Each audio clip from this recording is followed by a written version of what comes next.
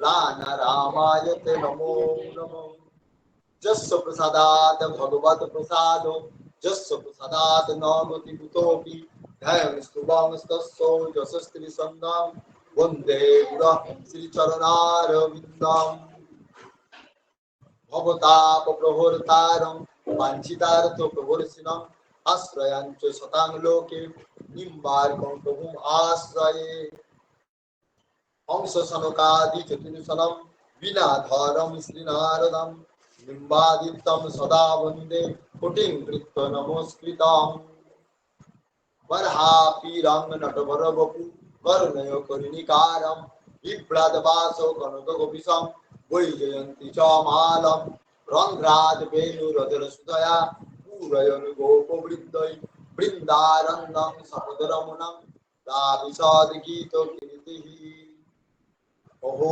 गोपीजं स्तनकालकूटं जिगां स्वयापाययत् अप्पसाद्धि देवे गतिं धातृचितां तदन्नात् कं वदयालुं शरणं व्रजे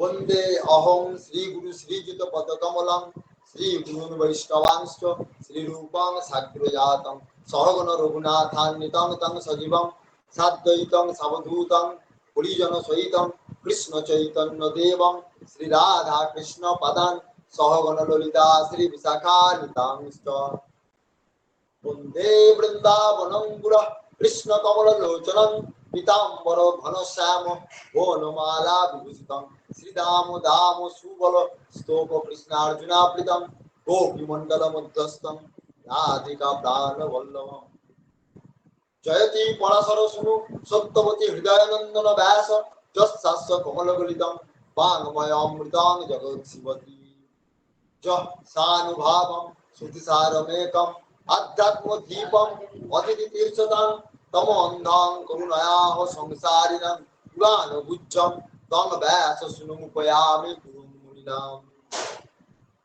बर्हापीराभिरामं मृगमदतिलकं कुण्डलाक्रान्तगण्डं कञ्जाक्षं कम्बुकण्ठं स्मितसुभगमुखं साधरे न्यस्तवेणु श्यामं शान्तं रविकरवसनं भूषितं वैजयन्ता वन्दे वृन्दावनस्थं जुबति शतमृतं ब्रह्मगोपाल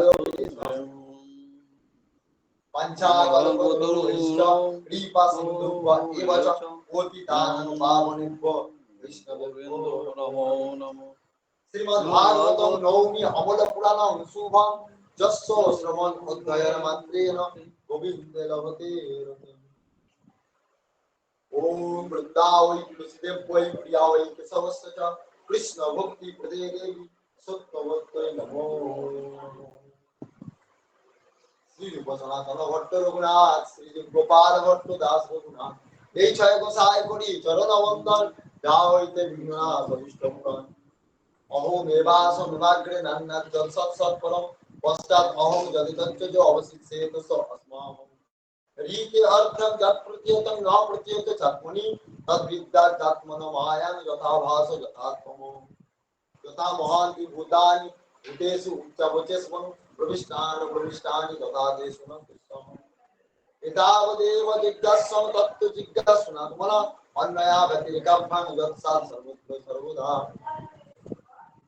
भजो गुरु हेमन्तदेव राधे श्याम जपो हरे कृष्ण हरे राम भजो गुरु हेमन्तदेव राधे श्याम जपो हरे कृष्ण हरे राम भजो गुरु हेमन्तदेव राधे श्याम जपो हरे कृष्ण हरे राम राधे श्याम श्याम श्याम राधे राधे राधे कृष्ण कृष्ण कृष्ण राधे राधे राधे श्याम श्याम श्याम राधे राधे राधे कृष्ण कृष्ण कृष्ण राधे राधे राधे श्याम श्याम श्याम राधे राधे राधे कृष्ण कृष्ण कृष्ण राधे राधे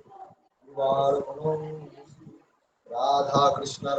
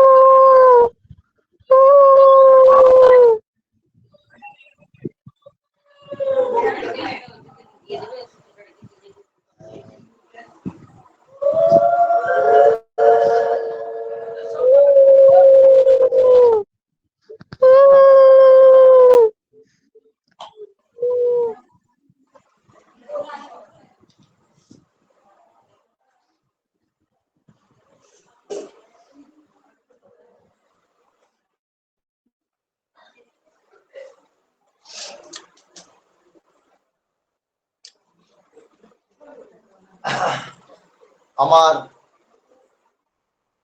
পরম আরাধ্য, পরম প্রেমাস্পদ, আমার জীবনের জীবন, আমার একমাত্র গতি,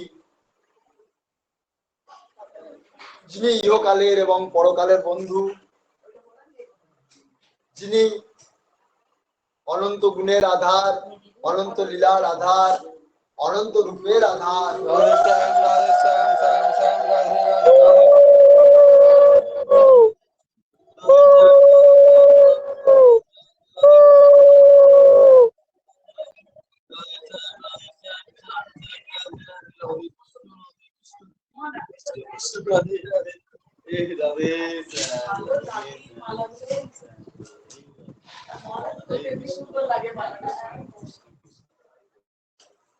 তাই আমার অনন্ত গুণের আধার, অনন্ত রূপের আধার, অনন্ত লীলার আধার, অনন্ত মহিমার আধার, অনন্ত করুণার আধার,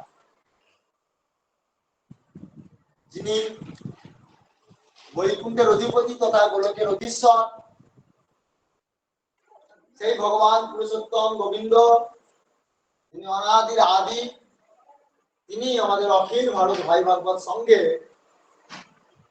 রায়রামচন্দ্রপুর গ্রামে, হেমন্তাশ্রমে, বাসুদেব নিকেতনে, সুপ্ত বৃন্দাবনে তথা নিবৃত্ত নিকুঞ্জে সদা সর্বদা নিত্য বিরাজিত সদ্গুরু রূপে সেই পরমহংস ভগবান ঠাকুর শ্রী শ্রী হেমন্তদেব জীবের শ্রীচরণে জানাই অনন্ত কোটি সাষ্টাঙ্গ প্রণাম। ঠাকুরের অভেদাত্মা যুগল সরকার শ্রী শ্রী রাধা সর্বেশ্বরজি তথা যুগল কিশোরের শ্রীচরণে জানাই অনন্ত কোটি সাষ্টাঙ্গ প্রণাম। ঠাকুরের অভেদাত্মা মা তুলসী দেবী তথা রাধা দামোদর জীবের শ্রীচরণে জানাই অনন্ত কোটি সাষ্টাঙ্গ প্রণাম। ঠাকুরের অভেদাত্মা রাধা মাধব তথা ভগবানের বাংময় মূর্তি শ্রীমদ ভাগবত মহাপুরাণ জীবের শ্রীচরণে জানাই অনন্ত কোটি সাষ্টাঙ্গ প্রণাম। ঠাকুরের অভেদাত্মা রাধা নন্দকিশোর তথা ভগবান ব্যাসদেব এবং তার সুযোগ্য পুত্র শ্রী সুখদেব গোস্বামী জীবের শ্রীচরণে জানাই অনন্ত কোটি সাষ্টাঙ্গ প্রণাম।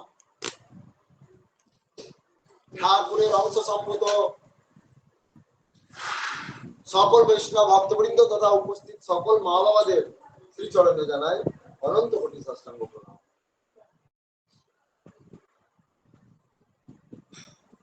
আমাদের পুরুষোত্তম মাসের আজ কত তারিখ হলো? 15। অর্ধেক দিন হয়ে গেল। আজ আমাদের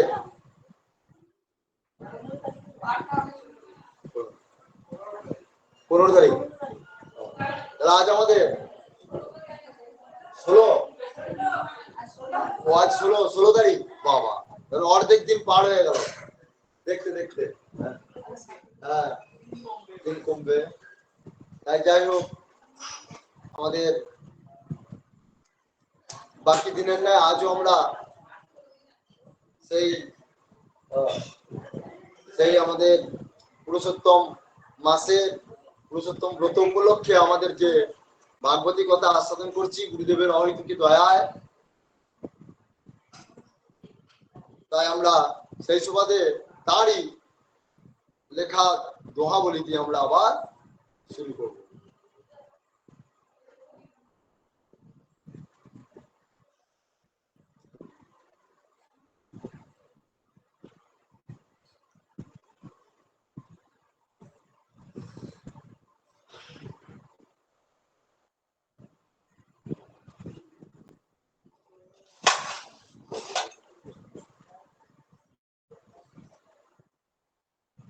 একটা দোহাতে বলছেন ঠাকুর, বলছেন वो पिता पिता नहीं है, वो माता भी नहीं माता, वो गुरु गुरु से बाहर, मृत्यु के मुंह से जन रक्षता।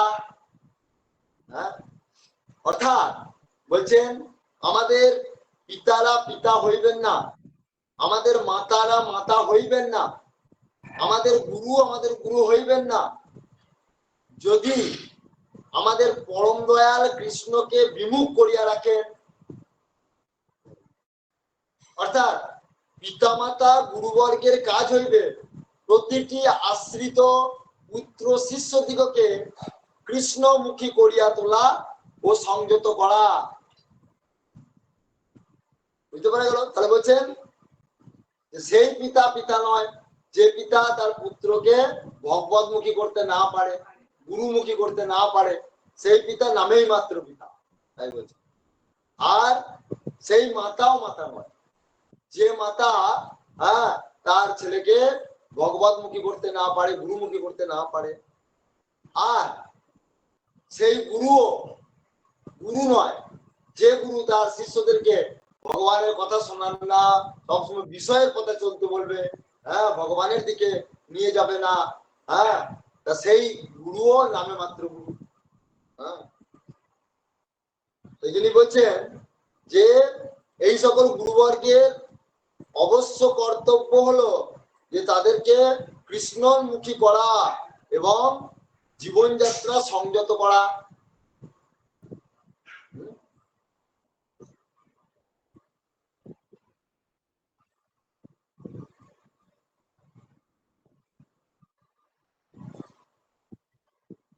এরপরেরটা বলছেন, এরপরে দোয়াটা বলছেন, दाल रोटी के लिए कृष्ण भजे, गीता वचन के करे हानि, भक्ति रोटी के लिए भजो भाई, जिससे मिल जाए प्रेम भी पानी। বলছেন মর্মার্থ হলো ডাল রুটিটা উপলক্ষণ মাত্র, ডাল রুটি আমাদের উপলক্ষণ মাত্র, কেবল ডাল রুটির জন্য, অর্থাৎ দুবেলা দুমুঠো খাইবার জন্যই নয়। বলছে আমাদের এই জীবনটা কেবলমাত্র দুবেলা দুমুঠো খাবার জন্যই জীবন নয়, ওই জীবন তো পশুদেরও আছে। পশুরাও তো দুবেলা চারবেলা করে তো শুধু খেয়েই যাচ্ছে, তাদের কি হচ্ছে? খাচ্ছে, মরছে, আবার তাদেরকে ফিরে আসতে হবে, আবার তাদের কর্মফল ভোগ হচ্ছে আর কি। তাহলে পশুদের সঙ্গে আমাদের আর কি তফাৎ হলো? সেরকম বলছেন যে আমরাও যদি এরকম হই, যে সংসারটা বলছে আমরা যদি ভগবানকে ভজনা করি শুধু ডাল রুটির জন্য, শুধু রুজি রোজগারের জন্য, তাহলে আমাদের জীবনটা বেকার হয়ে যাবে। তাই বলছেন আমরা সমুদয় বিষয় ভোগের জন্যই শ্রী ভগবানকে ভজি বা ভজনা করি। গুরুদেব বলছেন কথাটা। আর শ্রী ভগবানও তাহার অনন্য ভক্তকে তাহা প্রদান করিয়া থাকেন। ঠিক আছে? অনন্য ভক্ত যারা যারা ভগবান ছাড়া অন্য কিছু বোঝে না, কিন্তু তারা শুধু ডাল রুটির জন্যই ভগবানকে ভজনা করে, বলে যে তারা কি করে, তারা গীতা এই বচনকে হানি করে, ভগবানের এই বাণীকে তারা অগ্রাহ্য করে, মানে এটাকে হানি কর আর কি, হানি করা হয়। হ্যাঁ, যাহাকে যাহাকে গীতায় শ্রী ভগবান ভক্তের আমি যোগক্ষেম বহন করি বলিয়া প্রতিজ্ঞা করিয়াছেন। হ্যাঁ, যোগ মানে অপ্রাপ্ত বিষয় পাওয়াইয়া দেয়, আর ক্ষেম মানে হচ্ছে পাওয়ানো বিষয়কে শ্রী ভগবান নিজে রক্ষা করেন। কাজে আমাদের আলোচনা হলো সেই সব শ্রী ভগবানের দেওয়া বিষয় আশয় ভক্তকে রক্ষা করিবার জন্য চিন্তা করিতে হয় না। বলছেন যে এই জন্য ভক্তকে চিন্তা করতে হয় না, বা ভগবান ভক্তকে ভগবানের কাছে এর জন্য চাইতেও হয় না ডাল রুটির জন্য বা সংসারের অভাব অনটনের জন্য। না, বলছেন কি আমাদের কর্তব্য ভগবানকে ভজনা করা। তাই এখানে দোহাকার ঠাকুর হেমন্তদেব বলিতেছেন যে দয়ালু প্রভু তাহার ভক্তকে কেবল বিষয় আশয় দিয়া ক্ষান্ত থাকেন না, তাহাকে অপ্রাপ্য পরাভক্তিও প্রদান করেন।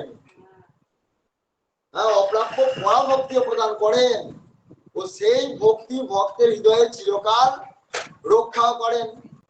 তাই যোগক্ষেম কথাটি এই অপ্রাপ্য ভক্তি বিষয়কেও মনে করিতে হইবে। তাই শুদ্ধ ভক্তকে ভগবানকে ভজনা করার সঙ্গে ডাল রুটি চাওয়া উচিত নয়। ভোজন আচ্ছাদনে বৃথা কুর্বন্তী বৈষ্ণবা, বলছে ভোজন আচ্ছাদনের জন্য বৈষ্ণব বৃথা চিন্তা করবে, তার জন্য ভগবানই সে চিন্তা ঠিক করে। কারণ আমরা যেমন পড়লাম একটা দোয়াতে কাউকে বুঝবে লেখা বললাম না, ওই মিশ্র পণ্ডিতের কথা। তো সেই জন্য বলছে, সেই জন্য এতগুলি কথা লেখার অর্থ কি আমাদের না, গুরুদেব আমাদের জন্য লিখেছেন কেন না ভগবানের বিশ্বাস অর্জন করার জন্য, ভগবানের বাণীর ওপর বিশ্বাস স্থাপন করবার জন্য এই সকল তিনি এই দোহাগুলি লিখেছেন বা শাস্ত্রগুলি তিনি লিখেছেন, আমাদের এই বইগুলি তিনি আমাদের জন্য লিখেছেন। বারবার একই কথাই কিন্তু বলছেন মাঝে মাঝে, কেন না যাতে আমাদের মনে ওই বাণীগুলি যাতে আমাদের মনে সবসময় যেন স্মরণ হয়, আমরা যেন সেই অনুসারে চলতে পারি। সেই জন্যই বলছেন যে ডাল রুটি তো ভগবান যোগাবেনই যোগাবেন। ভগবানের ভক্তরা কোনোদিন অভাব থাকে না, ভগবানের ভক্তরা কোনোদিন অভাবে থাকে না। তারা তো যারা শুদ্ধ ভক্ত হবে তারা জানে যে ভগবান আমার সবই জানে, ভগবান আমার কি প্রয়োজন না প্রয়োজন সেটা ভগবান সবই তিনি জানেন।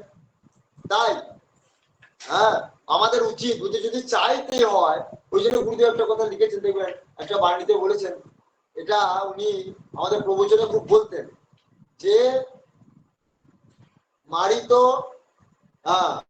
মারিত গন্ডার লুটিত ভান্ডার, মারিত গন্ডার লুটিত ভান্ডার। বলছেন যদি মারতে হয় তাহলে ওই মশা মাছি মেরে লাভ নেই, গন্ডার মারতে হবে, তবে তো বাহাদুরি হবে, বাহাবা পাওয়া যাবে, তবে তো বলবে বিশাল শক্তিমান একটা গন্ডারকে মেরেছে। আর যদি ভান্ডার লুট করতে হয় তাহলে ছিচকে চোর হয়ে লাভ নেই, তাহলে বলছে ওই বড় বড়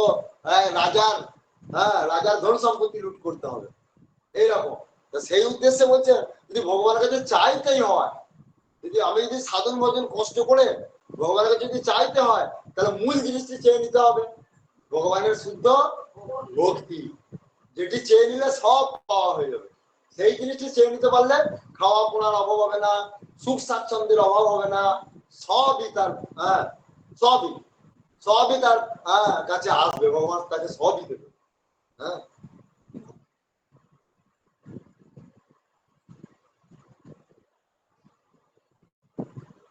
खाओ पियो मस्त रहो चले वृंदावन, जहां नींद से भी गोविंद मिले दृष्टांत गोपीगण। बोलते खाओ पियो मस्त रहो चलो वृंदावन, जहां नींद से भी गोविंद मिले दृष्टांत गोपीगण। অর্থাৎ বলছেন খাও দাও মনের আনন্দে থাকো। তাই বলছেন, বলছে খাও দাও মনের আনন্দে থাকো, আর সুযোগ পেলে মাঝে মধ্যে মাধুর্যময় ধাম বৃন্দাবন দেখিতে যাও। যে বৃন্দাবনে কৃষ্ণ ভক্ত ব্রজগোপীগণ ঘুমাইতে ঘুমাইতেও কৃষ্ণ কৃষ্ণ বলেন বা জপ করেন। তাই বলছেন, তাহলে বলছেন যে তাহলে এখানে খাও আনন্দ করো, কিসের জন্য বলছেন কথাটা? খাওয়া মানে কি, কি খেতে বলছেন গুরুদেব? খাওয়া মানে হচ্ছে ভগবানের প্রসাদ খাওয়ার আনন্দ করো।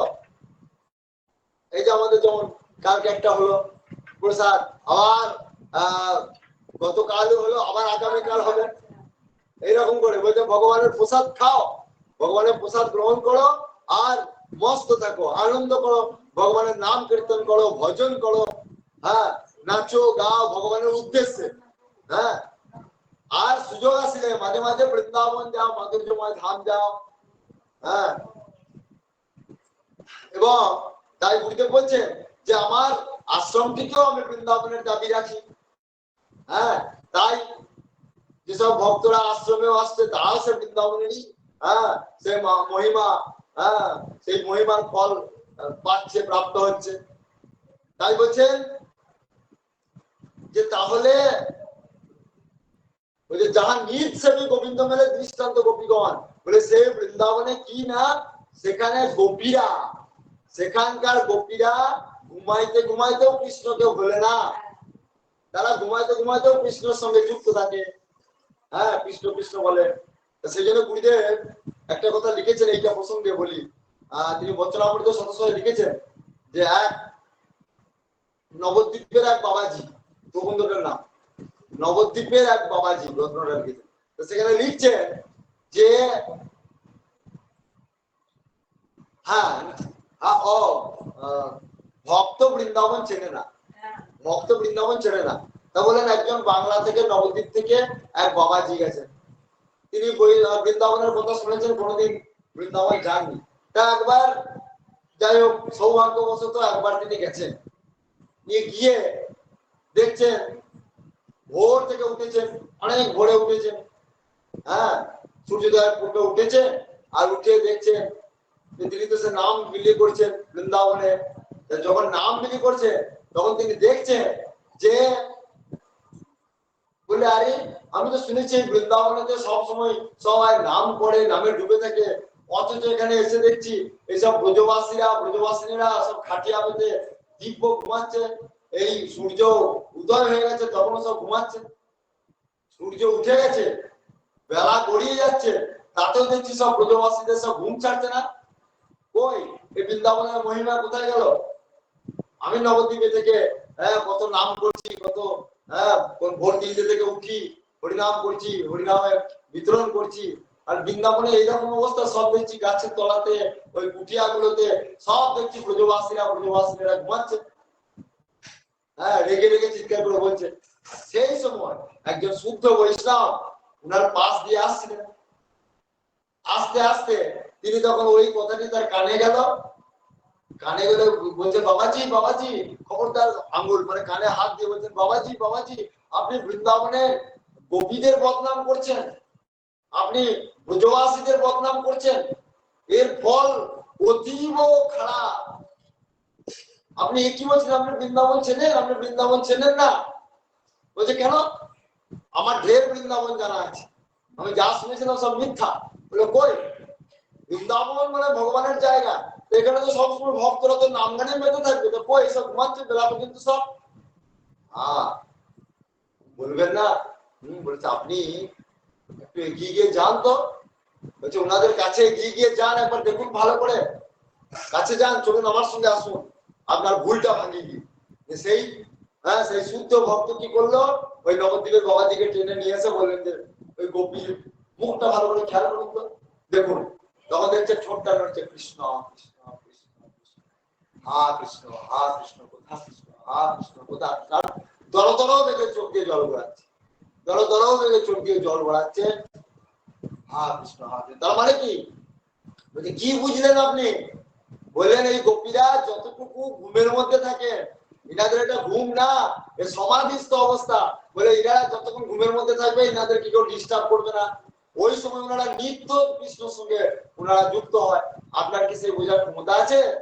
তাতে আপনি বৃন্দাবন চেনেন না। তখন বললে আমার ক্ষমা করে দিন।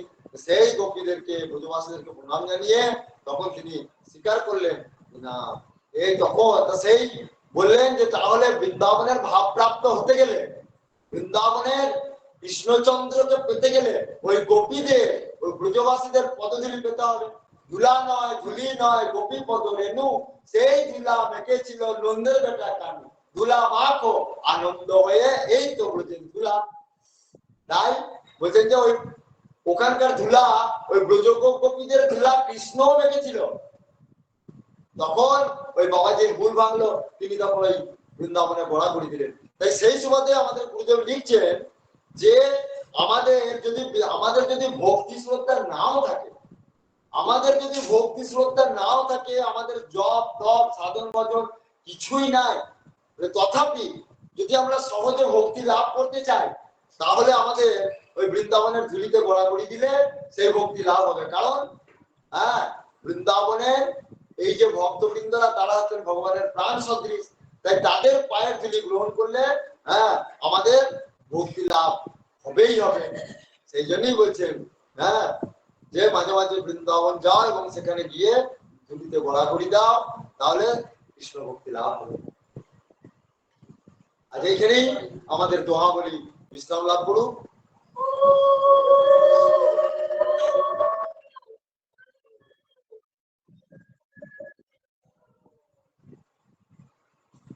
এখন আমরা প্রবেশ করছি আদর্শ গৃহীর উপরে। আদর্শ গৃহীর উপরে তারপর আমরা আবার মূল ভাগ বলতে যাবো শ্লোকে। কত নাম্বার হয়েছিল আমাদের?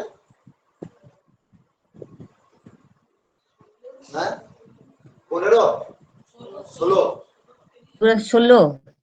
16 নাম্বার। আচ্ছা বাহ, 16 নাম্বার, মানে আজকে আমাদের হবে 17 নাম্বার। আজকে 17 নাম্বার, ঠিক আছে। জয় গুরু রাধা কৃষ্ণ।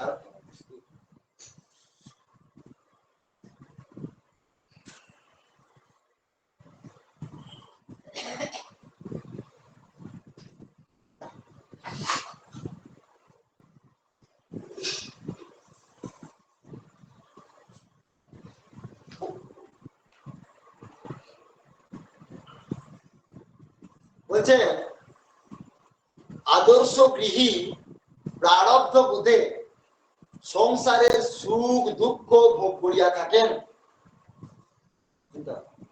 আদর্শ গৃহী প্রারব্ধ বোধে অর্থাৎ কর্মফল অনুযায়ী সুখ দুঃখ ভোগ করে থাকেন। অনেক সময় আদর্শ ভক্ত গৃহস্থের শীঘ্র দুঃখের প্রারব্ধ সমাপ্তির জন্য ঈশ্বর প্রচুর দুঃখ ভোগ করাইয়া নন। আমাদের এই জন্য সৎগ্রন্থগুলি পড়ার একটাই কারণ কিনা, আমাদের মনের ঘোরার জায়গায়, আমাদের মনকে শক্ত করার ঘোরার জায়গায়, ভগবতমুখী করার ঘোরার জায়গায়, নাকি? দেখুন আমরা একটু দুঃখে মুচড়ে পড়ি, দেখুন যখনই আমরা এই সকল সৎগ্রন্থগুলি পাই তখন আমাদের মন আবার চাঙ্গা হয়ে যায়। তাই বলছে যে অনেক সময় আদর্শ গৃহস্থ ভক্তের শীঘ্র দুঃখের প্রারব্ধ সমাপ্তির জন্য ঈশ্বর প্রচুর দুঃখ ভোগ করাইয়া লন। সংসারে দুঃখ ভোগের একটা গুণও আছে, সংসারে দুঃখ ভোগের একটা গুণও আছে, মহৎ গুণ। দুঃখের চাপে পড়িয়া আদর্শ গৃহীর হৃদয় দ্বার খুলিয়া যায়। তাই বলছে কারা এরকম, কারা দুঃখ পেয়েছিল, কোন ভক্তরা পেয়েছিল? বলছে শ্রীকৃষ্ণ যাহাদের সখা, শ্রীকৃষ্ণ যাহাদের সখা, সেই পঞ্চপাণ্ডবদেরও দুঃখের বোঝা বহন করিতে হইয়াছে। ভগবান তো অনুক্ষণ তাদের সঙ্গেই থাকতেন, তাদের কি কম দুঃখ গেছে? আমরা দেখবেন একটু যদি দুঃখ হয় তখন আমরা বলি ভগবান আমার কি করলো, দুবেলা একটু ধূপ দেখিয়ে দুবেলা একটু রাধের শ্যাম করে গেলাম, দিয়ে আমরা বলছি ভগবান আমার দুঃখটা বুঝলো না, আমাকে কষ্ট দিচ্ছে, আমার শরীরে রোগ দিচ্ছে, আমার জমিতে জল দিচ্ছে না, আমার ছেলের রেজাল্ট ভালো হলো না, আমার ঘরে টাকা চুরি হয়ে গেল, বা আমার বলছেন এইসব। বলুন আমাদের কি হয়, আমরা সবসময় ভগবানকে দোষারোপ করি, অথচ অথচ ভক্তির বেলায় কিছুই নেই নাকি। কিন্তু দেখুন পঞ্চপাণ্ডবের মতো ভক্ত আর কি আছে, যেখানে ভগবান দিন রাত্রি তার সঙ্গে কাটিয়েছে, সব সময় কাটিয়েছে, সেই ভগবানের সঙ্গে থেকেও কত দুঃখ, তাহলে এর থেকে বড় প্রমাণ কি হয়? এই জন্য বলছেন যে সবসময় উঁচু দিকে আমাদের লক্ষ্য রাখতে হয়। এই জন্য বলছেন আমাদের যখন মনের দুঃখ আসে, অহংকার আসে, অভিমান আসে, তখন উপর দিকে তাকাতে হয়, মানে মহাপুরুষদেরকে খেয়াল রাখতে হয়। তাহলে এইগুলো আমাদের দুঃখ দূর হয়ে যায়, অভিমান দূর হয়ে যায়, মান দূর হয়ে যায়, এইসব দূর হয়ে যায়। হ্যাঁ, তাই বলছে যে কৃষ্ণ যাহাদের সখা, সেই পঞ্চপাণ্ডবদের দুঃখ বোঝা বহন করিতে হইয়াছে, কিন্তু তাহারা শ্রী ভগবানের নির্ভরশীল হওয়া, দেখুন তারা ভগবানের নির্ভরতা ছাড়ে না, কিন্তু ভুলেও ভগবানকে কোনোদিন বলেও নাই যে আপনি আমাদের সঙ্গে রয়েছেন অথচ আমাদের দুঃখ কেন, এই কথাও কোনোদিন বলেন না, যেগুলো কোনো শাস্ত্রে পাবেন না। বরং বরং এটা পাবেন পঞ্চপাণ্ডবের মা কুন্তী সেখানে বিপদ চেয়ে নিয়েছেন। কি আশ্চর্য ব্যাপার, ভগবানের কাছে কেউ বিপদ চায়, কিন্তু মাতা কুন্তী দেবী বিপদ চেয়ে নিয়েছে। হ্যাঁ, যখন কৃষ্ণ ওই যুধিষ্ঠিরকে রাজ সিংহাসনে বসিয়ে দিলেন, কৌরব সব ধ্বংস হয়ে গেল, যুদ্ধ সমাপ্ত হয়ে গেল, পঞ্চপাণ্ডব জয় হলো, তো সেখানে যুধিষ্ঠিরকে সিংহাসনে বসালেন, বসিয়ে এবার কৃষ্ণ দ্বারকা প্রবেশ করবেন। তখন আর পঞ্চপাণ্ডবের মা কুন্তী দেবী তো ভগবান কৃষ্ণের পিসি হন, তো তখন বলছে পিসি মাতা, বললে আমি সবাইকে সবকিছু দিয়েছি, এখন তোমাকে আমার একটা কিছু দিতে বাকি আছে, বলে এখন তোমার প্রতি খুশি হয়ে আমার একটু কিছু দিতে ইচ্ছা করছে, তা আমি তো কালকে ভোর ভোর বেরিয়ে যাব, তা রাত্রেবেলায় বলছেন আর কি, তা সেদিন বলছেন যে তুমি পিসি আমার কাছ থেকে কিছু তুমি কি দেবো, তোমাকে বলো তুমি কি চাও। অনেকে অনেক কিছু নিয়েছে, এখন তোমাকে কিছু দিতে পারি নাই, যদিও তুমি আমার বাবার বোন হও, তা তুমি তোমার পিসি মাতা হচ্ছ, তা তোমাকে আমার কিছু দেওয়া কর্তব্য, তুমি চেয়ে নাও। তখন কুন্তী বললো যে দেখ বেটা, আমার তো তুই যে কাল চলে যাবি, আমার এই জন্য আমার কত দুঃখ লাগে, বলে তুই এতদিন আমাদের এখানে ছিলিস বলে এতদিন তোর অভাব কিছু বুঝতে পারিনি, এতদিন এখানে কত দুঃখের মধ্যে থেকেও, বলে এত দুঃখের মধ্যে থেকেও তুই শুধু ছিলিস বলে আমাদের জীবনটা সুন্দর ছিল। কারণ তুই তো আমাদের কাছে ভাইপো রূপে এসেছিস, কিন্তু তুই তো সাক্ষাৎ সচ্চিদানন্দ পুরুষ, সেটা তো আমি জানি, তুই তো আমার শুধু ভাইপো নস, তুই আমার ছেলে নস, তুই হচ্ছিস সেই সচ্চিদানন্দ ভগবান, বলে আর কেউ না জানো, আমি জানি সেটা। তখন বলছে না পিসি ওরকম বলবে না, ওরকম বলবে না, আমি তোমার ছেলে, আমি তোমার ছেলে, আমি তোমার ভাইপোই।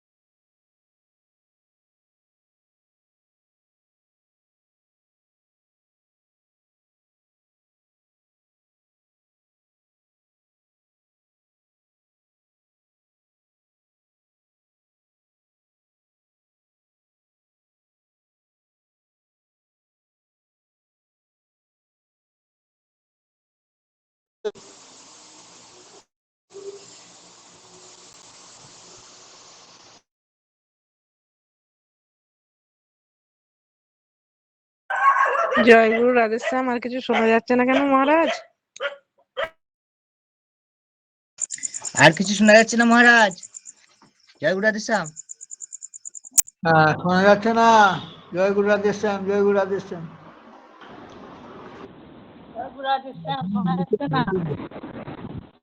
নেটের গন্ডগোল মনে হয়।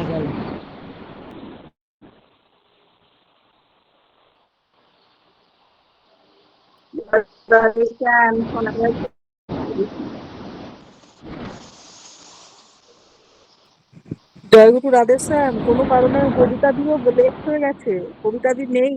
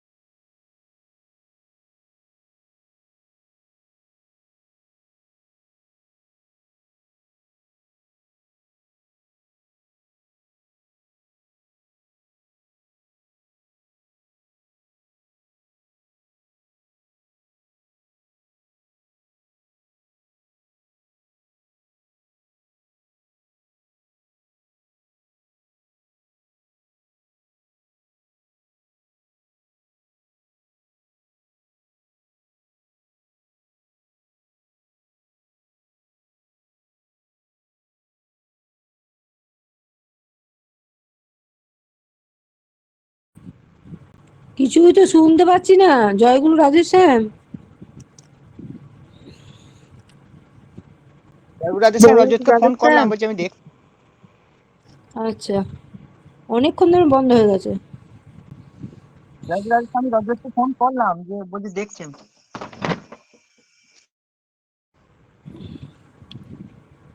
শ্যামাদা, তোমরা সবাই ভালো আছো?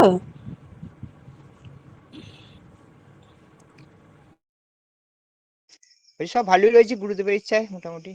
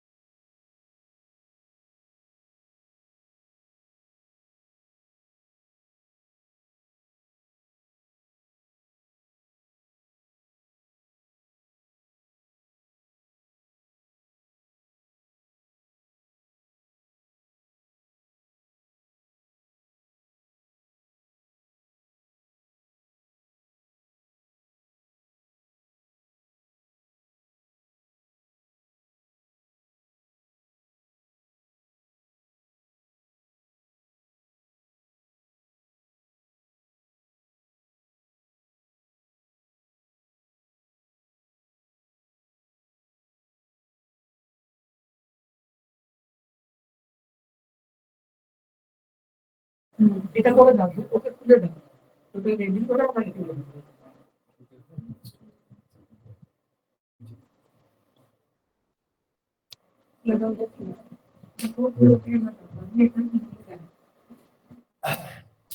তাই বলছে নমে ভক্ত প্রণশতি, বলছে আমার ভক্তদের কোনো বিনাশ নাই। কারণটা কি? ভগবান তার ভক্তকে রক্ষা করেন কিভাবে? ভগবান ভক্তের শুধু দেহটাই দেখেন না, ভগবান ভক্তের আত্মাটাকে দেখেন। সেই জন্য দেহের ফলটা ভোগ করে দিয়ে তিনি সেই শুদ্ধ আত্মাকে, অর্থাৎ তার সূক্ষ্ম শরীরের দ্বারা সে আত্মা সহ সূক্ষ্ম শরীরকে তিনি নিজের কাছে নিয়ে চলে যান। এইভাবে তিনি ভক্তদেরকে রক্ষা করেছেন। তাই বলছে বীর যোদ্ধা যেমন হাসি মুখে যুদ্ধ করে, সেইরূপ আদর্শ গৃহস্থকেও দৃঢ়চিত্ত হইয়া বীরের মতো দুঃখের মুখোমুখি হাসিতে হয়। ভগবত বিশ্বাসী আদর্শ গৃহীর মনে দৃঢ়তাই সংসারের বড় জিনিস। বলছেন আদর্শ গৃহীকে দৃঢ় মনোবল রাখিতে হইবে, মনে করিতে হইবে ঈশ্বর আমার মঙ্গলের জন্য দুঃখ প্রদান করিতেছেন। দেখুন আমাদের যে দুঃখ আমরা ভোগ করি সেটা ভগবান আমাদের মঙ্গলের জন্য দিচ্ছেন, এটি বুঝতে হবে। এ কথা ধ্রুবসত্য যে ঈশ্বর জীবের মঙ্গলের জন্যই দুঃখ প্রদান করিয়া থাকেন। তাই আমাদের একটা জিনিস খেয়াল রাখতে হবে যে আমরা দুঃখে বা বিপদে পড়ে অনেক সময় কি হয় জানেন, অনেক অনেক ভক্ত ছিটকে পড়ে যায়, চলে যায়। এই একটা কথা বলি, এখানকার একটা ভক্ত একজন কিছুদিন দেখছি বোধহয় একজন মালা ধারণ করেছিল, তো সে এখন হলো কি কিছুদিন মালা পড়তে পড়তে বেশ বেশ ভালোই আনন্দ করছিল, ভালোই হলো। বোধহয় তার কোনো স্বামী জন্য তার একটু হয়তো শরীর খারাপ হয়ে গেল, ব্যাস সে এখন ভেবে নিল ওই মালাটি পড়ার জন্য আমার স্বামী শরীর অসুস্থ হয়ে গেছে। নিয়ে কি হলো, সে এখন দমে আরো আবার ওই অখাদ্য কুখাদ্য খেতে লাগলো। আর এখন আমাদের সমাজের সব অশিক্ষিত লোকের বা যারা সবাই তো ভগবত তত্ত্ব জানে না, হ্যাঁ তারা কি বলবে, তারা বলবে অশিক্ষিত মানে কি শুধু মানে অশিক্ষিত মানে যে পড়াশোনা না জানা শুধু অশিক্ষিত নয়, পড়াশোনা জানা ব্যক্তিদেরকে বলছি। বড় বড় শিক্ষিত তথাকথিত শিক্ষিত ব্যক্তিরাও কথা বলছি, তারাও বলবে, হ্যাঁ বলবে যে দেখো এই সকল এসব তুলসী মালা পড়ছে, নিরামিষ খাচ্ছে আর রোগ বাঁধাচ্ছে, আর ডাক্তারের কাছে যাচ্ছে, হ্যাঁ ওই বাঁচবি তো আশ্রম ছাড়, বাঁচবি তো কৃষ্ণ ছাড়, আর বাঁচবি তো নিরামিষ ছাড়, হ্যাঁ আর বাঁচবি তো অখাদ্য কুখাদ্য খা, তবে ডাক্তারের কাছে। হ্যাঁ আর যদি না বাঁচবি তো ডাক্তারের কাছে যা। আমার বলা তো একবার দুবার এসেছে, অনুষ্ঠানে এসেছে, যে এবার আমাকে দেখছে আর ভয়ে পালাচ্ছে, লুকিয়ে লুকিয়ে পালাচ্ছে। আমি তো বুঝতে পারছি আমার কাজ দিয়ে আর আসছে না। হ্যাঁ আমি জিজ্ঞাসা করবো কি ব্যাপার গো, তুমি আর আসছো না। হ্যাঁ তো বলছি সে ভয়ে ভয়ে দেখছি যে আসছে, এদিকে দেখবে চুপ করে দিকে পালিয়ে যাচ্ছে, বুঝলেন। হ্যাঁ তা এরকম শুনছি আর কি। তা সেরকম বলছে, তা ব্যাপারটা হচ্ছে যে এখন কথা হচ্ছে বলছে যে নিরামিষ খেলে রোগ বাড়ে আর আমিষ খেলে রোগ বাড়ে না। তার মানে যত ডাক্তারের কাছে যাচ্ছে সব নিরামিষের সিলাই যাচ্ছে, আমিষ আসলে কেউ ডাক্তারের কাছে যায় না। ডাক্তাররাও নিরোগী থাকে আমিষ খেয়ে, আর তারাও সব মাছ মাংস খেতে বলছে, তাদের কাছে বোধ হয় নিরামিষ আসলে কেউ যায় না, সব আমিষ আসিরাই যায় তাদের কাছে নিরামিষ আসিরাই কেবল যায়, আমিষ আসিরাই যায় না নাকি। তার কারা যাচ্ছে, বেশিরভাগ যারা আমিষ খাচ্ছে তারাই তো বেশি রোগী। তাহলে নিরামিষ খাচ্ছে বলে যে রোগ হবে না তা নয়। আমাদের বলার উদ্দেশ্য হচ্ছে প্রারব্ধ ফল তো আমাদের ভোগ করতেই হবে। আমরা পূর্ব জন্মে অনেক খারাপ কর্ম করে এসেছি, তাই না? ব্যাপারটা দেখুন, নিজের কথাগুলো সেইটাই তো বলতে চাইছেন, এর ইনার মিনিংটা তো সেইটাই। ধর্মের রহস্যের কথা বুঝতে হবে। এই জন্য সাধু মহাত্মারা ওটা বোঝে বলে দুঃখের মধ্যে তারা আনন্দ থাকে, দুঃখের মধ্যে তারা ভগবানকে কোনোদিন ত্যাগ করে না। কেউ ত্যাগ করেছে? কেউ ত্যাগ করে না। পঞ্চপাণ্ডবের 5টা ছেলেই মারা গেল, তো ভগবানকে ত্যাগ করেছে? এত বড় তাদের কষ্টের মধ্যে জীবন গেছে। কত কত ভক্তরা, স্বয়ং আমাদের ভগবান ঠাকুর হেমন্ত দেব আমাদের ভগবান গুরুদেব, তার ছোটবেলাতে তার ভাই মারা গেছে, ভাই দেহত্যাগ করেছেন, তার বোন দেহত্যাগ করেছেন, তার মা ঠিক মতো খেতে পেতেন না। হ্যাঁ, তারপরে তার সঙ্গে গুরুদেবকে কত কথা শুনতে হয়েছে এই গ্রামে। তার বাবা বাবা যখন এখানে একা থাকতো, এই পাড়াতে অনেকজন তখন সব বলতো যে তোমার ছেলে তোমাকে ছেড়ে দিয়ে চলে গেছে, হ্যাঁ তোমার ছেলে তোমাকে দেখে না, তোমার ছেলে তোমার প্রতি তোমাকে দেখতে পারে না, এই সকল কটু কথাও বলেছে। এসব আমাদের কাছে আমরা শুনেছি গুরুদেবের মুখ থেকে। তাই এই সকল দুঃখগুলো ভোগ করতে হয়েছে। তাতেও কিন্তু তিনি তাতেও তাতেও তিনি কিন্তু সব বলে গড়িয়া, মানে তিনি তিনি তো সাক্ষাৎ ভগবান, তিনি তো আমাদেরকে শিক্ষা দিচ্ছেন। তাতেও তিনি ভগবানকে ত্যাগ করেননি। এত দুঃখের মধ্যে থেকেও ভগবানকে ত্যাগ করেননি। আজকে দেখুন তার জয় জয়কার হয়ে গেছে। হ্যাঁ, আজকে আমরা সবাই তার পূজা করছি, তার স্মরণ করছি, তার স্মরণ করছি বলে আমরা বেঁচে আছি, তাই না? হ্যাঁ, আনন্দ পাচ্ছি, তার জায়গা থেকে আনন্দ পাচ্ছি। তা বলার উদ্দেশ্য যে এই দুঃখ আসছে মানে ভগবান আমাদের মঙ্গল করছে। আমি পূর্বজন্মে প্রচুর খারাপ কাজ করেছি, আর এই জন্মে 2-4 দিন সাধন ভজন করছি বলে আমার সব ভগবান মুকুব করে দেবে, এটা কোনোদিন হয়? একবার হয়েছে কি, ধ্রুব 5 বছরের বালক, 5 বছরের বালক ধ্রুব, সে তপস্যা করছে। এবার তপস্যা করার সময়ে সে তো অনেক কষ্ট করে তো সেই ছোটবেলাতে বিমাতার কথা শুনে সে বনে চলে গেল। কত সেখানে চলে গিয়ে সে ভগবানকে খুঁজতে আরম্ভ করলো, কত দুঃখের মধ্যে। যেই ভগবানকে লাভ করে গেল 5 বছরের ছেলে, তখন সব বড় বড় যোগী মহাপুরুষ সব তাকে দর্শন করতে আসছে, যাদের বয়স 5,000 10,000 মতো বয়স, সবাই দর্শন করতে আসছে। তখন ধ্রুবের একটা সূক্ষ্ম অহংকার হলো, বললো যে আমি এত ছোটবেলায় ভগবানকে লাভ করেছি, আর এই সকল বড় বড় মহাপুরুষরা কত তপস্যা করছে, দেখো ভগবানকে তো পাই নাই, অথচ দেখো আমাকে সবাই দর্শন করতে আসছে। এই অহংকার। আর সেইটি তার গুরু তো শিষ্যের অহংকার রাখেন না। গুরু নারদজি কি করলেন শিষ্যের অহংকার ভাঙার জন্য? একদিন কি করলেন, তাকে নৌকা যোগে নিয়ে গেলেন। নৌকা যোগে এক সমুদ্র পাড়ি দিচ্ছেন আর কি। সেই সমুদ্র পাড়ি দেওয়ার সময় একটা বড় নৌকা করে যাচ্ছে, যেতে যেতে সেখানে দেখছেন যে সেই সমুদ্রের ধারে বিরাট বিরাট পাহাড়। বলে প্রভু, এই এত বড় বড় পাহাড় তো আমরা কোনোদিন দেখি নাই, এই পাহাড় গুলো এত বড় বড় কিসের পাহাড় এগুলো? বলে এগুলো হচ্ছে হাড়ের পাহাড়। হাড় মানে কি হাড়? বলছে মানুষের হাড়ের পাহাড়। বলছে বাবার এই এত এত মানুষের, বলছে তাহলে প্রচুর মানুষের হাড়ের পাহাড়। বলছে না, একটি মানুষের হাড়ের পাহাড়।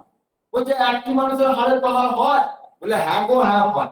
একটা মানুষের এত পাহাড় কি করে হবে? বলছে ধ্রুব, এ তোমার পাহাড়, তোমার হাড়ের পাহাড়। বলছে আমার হাড়ের পাহাড় কি করে হবে? আমার হাড়ের পাহাড় কি করে হবে? আমি তো এই যে আপনার সঙ্গে যাচ্ছি। বলে তুমি তো এখন এই যাচ্ছ আমার সঙ্গে। বলে তুমি কোটি কোটি বছর তপস্যা করেছো, তবে তুমি এই জন্মে 5 বছর বয়সে তুমি ভগবানকে লাভ বুঝছো? তবে বলে তুমি কত দুঃখ কষ্ট, কত কৃচ্ছ সাধন করে এসেছো, কত কষ্ট তোমাকে সহ্য করতে হয়েছে। তারপরে তুমি 5 বছর বয়সে তোমাকে কত কষ্ট করে তুমি ভগবানকে লাভ করলে। বুঝতে পেরেছো? তখন ধ্রুবের অহংকার হলো। তাহলে আমরা আমাদের পূর্বজন্মের কি দুষ্কৃতি আছে আমরা কি করে জানবো? নাকি যে আমরা যখন একটা দুঃখে বুঝতে যাই তখন আমরা ভগবানকে দোষারোপ করি, বলছে ওটা খুব খারাপ, ওদের সাধন ভজন নষ্ট হয়ে যায়। এই জন্য না বলছে যে দুঃখকে বরণ করে দাও, ভাবতে হয় যে ঠাকুর তুমি যেটা করছো আমার ভালোর জন্যই করছো, তুমি সহ্য করবার ক্ষমতা দাও, অথচ তোমার চরণ যেন ছাড়া করো না। এইটা আমাদের প্রার্থনা হওয়া উচিত ভগবানের কাছে। তবে তো আর এই জীবনটা তো আমাদের দুদিনে, কয়েকদিনকার জন্য এসেছে পৃথিবীতে, কদিন পরে তো আমরা মারা যাবো। তা সেই যদি ওইটুকুটা যদি আমরা সহ্য করতে পারি, দেখবেন আমরা ওখানে দিব্য আনন্দ দিয়ে থাকতে পারবো। তাই বলছেন যে আদর্শ গৃহীকে দৃঢ় মনোবল রাখিতে হইবে। ভগবান বিশ্বাসী আদর্শ গৃহীর মনের দৃঢ়তাই সংসারের বড় জিনিস। বলছে আদর্শ গৃহস্থ দৃঢ় চিত্ত হইয়া বীরের মতো দুঃখের মুখোমুখি আসিতে হয়। আদর্শ গৃহীকে দৃঢ় মনোবল রাখিতে হইবে, মনে করিতে হইবে ঈশ্বর আমার মঙ্গলের জন্য দুঃখ প্রদান করিতেছেন। এ কথা ধ্রুব সত্য যে ঈশ্বর জীবের মঙ্গলের জন্যই দুঃখ প্রদান করিয়া থাকে। মহাভারতের আদর্শ পুরুষ ভীষ্মদেব, ভীষ্ম গঙ্গাপুত্র, ভীষ্ম কার পুত্র? মা গঙ্গার পুত্র। চিন্তা করুন, গঙ্গার পুত্র। মা গঙ্গাকে ভগবানের চরণ থেকে উৎপন্ন যে গঙ্গা, ভগবানের শক্তি। হ্যাঁ, তাহলে সেই রকম মানে গঙ্গা গোটা জগৎকে পবিত্র করছে। চিন্তা করুন, সমস্ত জায়গার পাপ তাপ হরণ করে দিচ্ছেন, দূর করে দিচ্ছেন, অথচ নিজের ছেলেকে দুঃখ ভোগ করতে হচ্ছে। এ কি রকম নীতি মনে হচ্ছে না? চিন্তা করুন। হ্যাঁ, এবং শুধু তাই নয়, যে ভীষ্মের ইচ্ছা মৃত্যু, ইচ্ছা মাত্রই তার মৃত্যু হয়ে যাবে। তার কি হলো? তাকে একবারে ষড়সজ্জায় তাকে স্বয়ং করতে হলো। একাধিক নয়, 6 মাস ধরে। হ্যাঁ, চিন্তা করুন তো। তিনি তো তখন মনে করলেই তো যে আমার মৃত্যু হয়ে যাওয়া পরিকল্পিত, মরেও যেতে পারতেন, দেহ তো ত্যাগ করে দিতে পারতেন।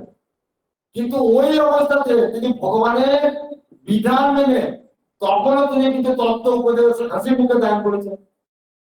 তাদেরকে পঞ্চপাণ্ডবদেরকে দান করেছেন। ভগবান পঞ্চপাণ্ডবকে নিয়ে গিয়ে তাদের কাছে শিক্ষা অর্জন করিয়েছেন। দ্বাদশ মহাজনের মধ্যে একজন হচ্ছে ভীষ্ম। চিন্তা করুন, দ্বাদশ মহাজন মানে যাদের উপদেশ নিয়ে গোটা জগৎ চলছে, 12 জন মহাজনের মধ্যে একজন হচ্ছে ভীষ্ম গঙ্গাপুত্র। হ্যাঁ, তাহলে তাকেও দুঃখ কষ্ট পেতে হয়েছে। তিনি কি ভগবানকে ত্যাগ করেছেন? ত্যাগ করেননি। তাই বলছে যে মহাভারতের আদর্শ পুরুষ ভীষ্মদেব অসংখ্য ষড়জালে বিদ্ধ হইয়াও শ্রীকৃষ্ণ স্মরণে হীনমতি হন নাই এবং নানাবিধ জটিল সমস্যার সমাধানেও তিনি উপদেশ দিয়েছেন। তাই দুঃখে অবিচলিত চিত্ত বিশ্বই সংসারের আদর্শ স্থল। এই জন্য গুরুদেব তার একটি বাণীতে লিখেছেন, আমাদের গুরু ভগবান তার একটি বাণীতে লিখেছেন যে আমার বিশ্ব বৈশিষ্ট্যের মতো আমার সমান অধিকার। আমি মুক্ত হইয়াও বদ্ধ যতক্ষণ আমার প্রতিক্রিয়া আশ্রিত সৃষ্টে ভাগবতী চেতনা না জাগে। হ্যাঁ, আমি প্রত্যেক ভক্তকে লইয়া স্বর্গরাজ্য চাই। বলছেন আমি মুক্ত পুরুষ হইয়াও আমি বদ্ধ কতক্ষণ আমার আশ্রিত শিষ্যরা যতক্ষণ পর্যন্ত তাদের ভাগবতী চেতনা না যাচ্ছে ততক্ষণ আমি গুরুর বই থাকিয়া যাইব। হ্যাঁ, বিশ্ব বৈশিষ্ট্যের মতো তার অধিকার। হ্যাঁ, বিশ্বের যে সকল গুণ আমাদের গুরুদেবের মধ্যে সেই গুণই আছে। হ্যাঁ, বৈশিষ্ট্যের যে গুণ সেই গুণ আমাদের গুরুদেবের মধ্যেই আছে। হ্যাঁ, সেই বিশেষ গুণগুলি কি? বৈশিষ্ট্যের বিশেষ গুণটি কি? ক্ষমা। বৈশিষ্ট্যের বিশেষ গুণ হচ্ছে ক্ষমা। ক্ষমা, হ্যাঁ, বৈশিষ্ট্য দেবে। আর আমাদের বিশ্বের বিশেষ গুণ কি? বিশ্বের বিশেষ গুণ হচ্ছে ইচ্ছা মৃত্যু এবং ধৈর্য। ধৈর্য, হ্যাঁ, এই গুণগুলি আমাদের গুরুদেব ওনাদের কাছ থেকে নিয়েছেন আদর্শ হিসাবে। তাই আদর্শ সংসারী কখনোই দুঃখে বিচলিত হন না। আদর্শ গৃহী বিশ্বের মতো বলিষ্ঠ মন লইয়া নানাবিধ ঘাত প্রতিঘাত দুঃখ মানে বিদ্ধ হইয়াও সংসারে অবিচলিত থাকে। আদর্শ গৃহীকে কর্তব্য পালন করিতে গিয়া অনেক সময় সুখের পরিবর্তে হ্যাঁ দুঃখে পতিত হইতে হয়। বুঝতে পারছেন? আদর্শ গৃহীকে কর্তব্য পালন করতে গিয়ে দুঃখ পেতে হয়। হ্যাঁ, কিন্তু আদর্শ গৃহী তাহাতে পরামর্শ করে না। হ্যাঁ, তার মানে সকলের উপকার করে, এটি তার কর্তব্য। সকলের উপকার করা তার কর্তব্য। হ্যাঁ, কিন্তু একটু খুশি হচ্ছে গুরুদেব একটা তার বাণীতে লিখেছেন যে আপনি যে কোনো মানুষের উপকার করছেন মানে আপনার কষ্ট আপনাকে স্বীকার করতে হবে। এটা কিন্তু ভাবতেই হবে। আপনি যারই উপকার করুন, হ্যাঁ, বলছে আপনি আপনাকে কিন্তু একদিন তার কাছ থেকে কষ্ট পেতেই হবে। কিছু একটা বাড়িতে লিখেছেন, এটি কোনো ভুল নেই। অতএব সেই জায়গা থেকে তৈরি হওয়া উচিত। তাহলে কি উপকার করা ত্যাগ করে দেবে? বলছে না, এটা আমার কর্তব্য না, সকলের মধ্যে ভগবান আছে। সকলের মধ্যে ভগবান আছেন এই জ্ঞানে আমাকে সকলকে উপকার করা কর্তব্য। এবার ফল প্রাপ্ত ভগবান বুঝবেন, কিন্তু আমার কর্তব্য এটা। কিন্তু সেখানে কোনো ফলের আশা করে চলবে না, মানে আমি উপকার করছি বলে ও আমাকে দেখবে, আমার উপকার করবে, এই ভাবনা ছেড়ে দিয়ে উপকার করতে হবে। সেইটার জন্যই বলছেন এই যে গুরুদেব যে আদর্শ গৃহীকে কর্তব্য পালন করতে গিয়া অনেক সময় সুখের পরিবর্তে দুঃখে পতিত হইতে হয়, কিন্তু আদর্শ গৃহী তাহাতে পরাঙ্গক্ষণ না। গারস্থ ধর্মকেও সন্ন্যাস বলা যাইতে পারে, এই গারস্থ ধর্মকে সন্ন্যাস বলা যাইতে পারে, কারণ আদর্শ গৃহী তিনি পরের জন্য নিজেকে সর্বত্র বিলাইয়া দেন। এই যে মানে এত দুঃখ কষ্ট সহ্য করেও তিনি সকলের জন্য নিজেকে বিলাইয়া দেন। এই ত্যাগময় জীবন গৃহী সন্ন্যাস অপেক্ষা বড় বা আদর্শ স্থান। বুঝতে পারলেন? বলছেন যে এটি সন্ন্যাসের থেকেও, বলছে এটি সন্ন্যাসের থেকেও আরো বড় আদর্শ, সন্ন্যাসের থেকেও বড় আদর্শ। তাই বলছে, এবার বলছেন যে এইরকম যদি গৃহস্থ হয় তবে তিনি সন্ন্যাসীর থেকেও, কারণ সন্ন্যাসী, কারণ কেন বলো না, সন্ন্যাসীরা তো নিজের জন্য করছে, আর আদর্শ তিনি সংসারে সকলের জন্য, সকলের জন্য করছে, এত দুঃখ কষ্ট ভোগ করেও, সেই জন্যই বলছেন সন্ন্যাসীর থেকেও বড়। মানব জীবনে আধ্যাত্ম শিক্ষার ইহাই চরম যে জড়ের মধ্যে চৈতন্য সত্তাকে অন্বেষণ করা।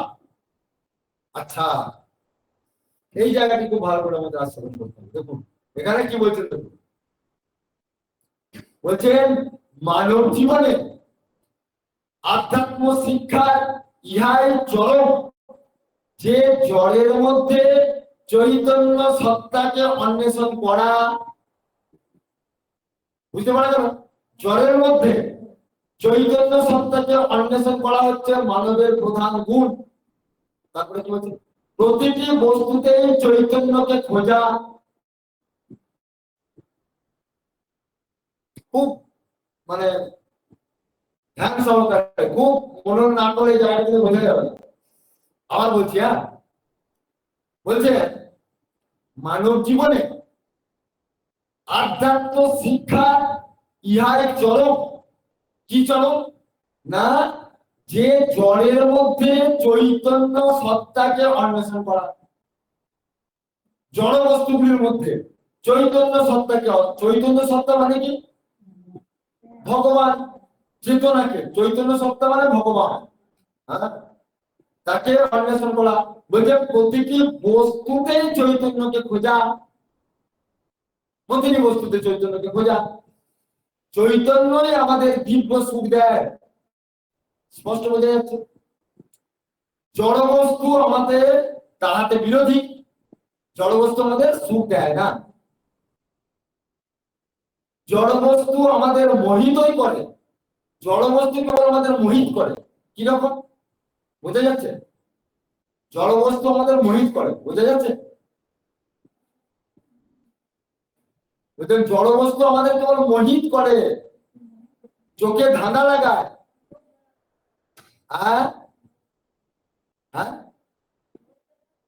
লোক দোকানের মতো। তা সেইটা সে তো বুঝতে পারছি, কিন্তু মূলে কিছু উপকার সাধন করে না। তাহলে জিনিসটা কি? কোন জড় বস্তু যে আমাদের চোখে ধাঁধার মতো ঘটায়, আমাদের ক্ষতি করে, আমাদেরকে সবসময় মোহিত করে রাখছে? জড় বস্তু চোখে ধাঁধা লাগায়, মূলে কিছু উপকার করে না। তাই আমাদের শিক্ষা হইল জড়ের দৃষ্টি ত্যাগ করিয়া সর্বত্র পরম চেতনার আভাস লক্ষ্য করা। রূপং রূপং প্রতিরূপ বভুব। বাবা, সাংঘাতিক ব্যাপার। বোঝা যাচ্ছে কথাটা?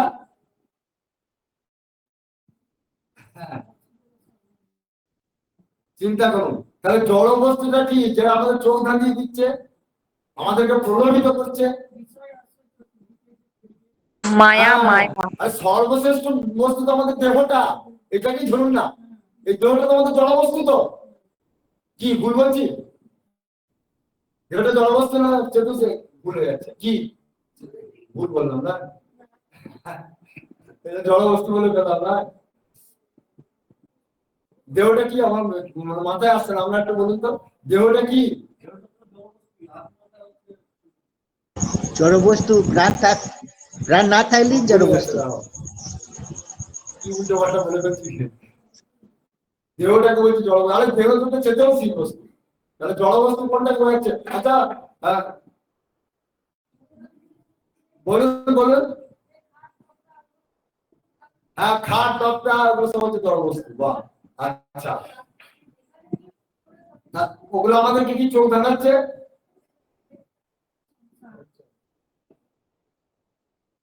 মজা আছে, হ্যাঁ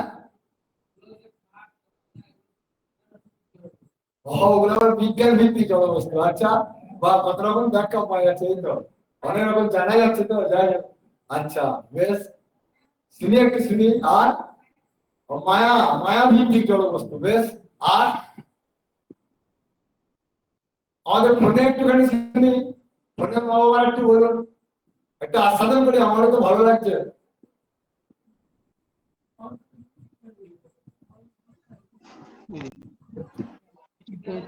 চেতন না যার। আচ্ছা,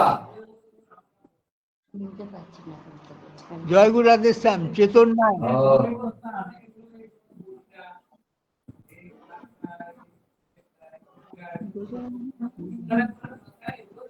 জড়বস্তু, বাহ, হ্যাঁ জড়বস্তু,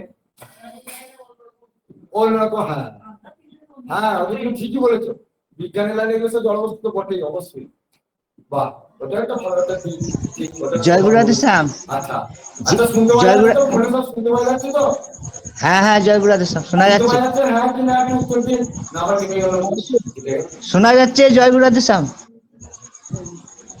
শোনা যাচ্ছে, হ্যাঁ, শোনা যাচ্ছে, জয় গুরু রাধে শ্যাম। উত্তর দিচ্ছে না, মনে হয় কেটে গেছে না? আচ্ছা আচ্ছা, শুনতে পাওয়া যাচ্ছে ফোনে? হ্যাঁ হ্যাঁ জয়গুরু বলুন, রাধে শ্যাম, শোনা যাচ্ছে। শোনা যাচ্ছে, শোনা যাচ্ছে। শুনতে পাওয়া যাচ্ছে? শোনা যাচ্ছে, বললো হ্যাঁ বললো। শোনা যাচ্ছে। ও, শোনা যাচ্ছে। আচ্ছা বেশ হ্যাঁ বেশ বেশ বেশ। আচ্ছা আচ্ছা বলি, তা হ্যাঁ, এখন কথা হচ্ছে যে জড়বস্তু তো বিভিন্ন রকম রয়েছে, তার মধ্যে সর্বশ্রেষ্ঠ জড়বস্তু আমাদের দেহটাই। মানে যেহেতু উদাহরণ এখানে দিলে প্রাণ, আমাদের বুঝতে সুবিধা হবে, এই দেহটাই জড়বস্তু। হ্যাঁ, বাচ্চু ভাই ঠিকই বলেছে। হম, এই দেহটাই হচ্ছে জড়বস্তু, দেহটা জড়বস্তু নয়। কারণ এই দেহের ভিতরে চৈতন্য সত্তা যখন বেরিয়ে যাবে, হ্যাঁ, তখন তো দেহটা জড়ই হয়ে যাবে, তাই না? তাহলে দেহটাকে এখন চেতনশীল লাগছে কেন? চৈতন্যময় প্রভু রয়েছেন বলে, চৈতন্য সত্তা বিরাজ করেছেন বলে।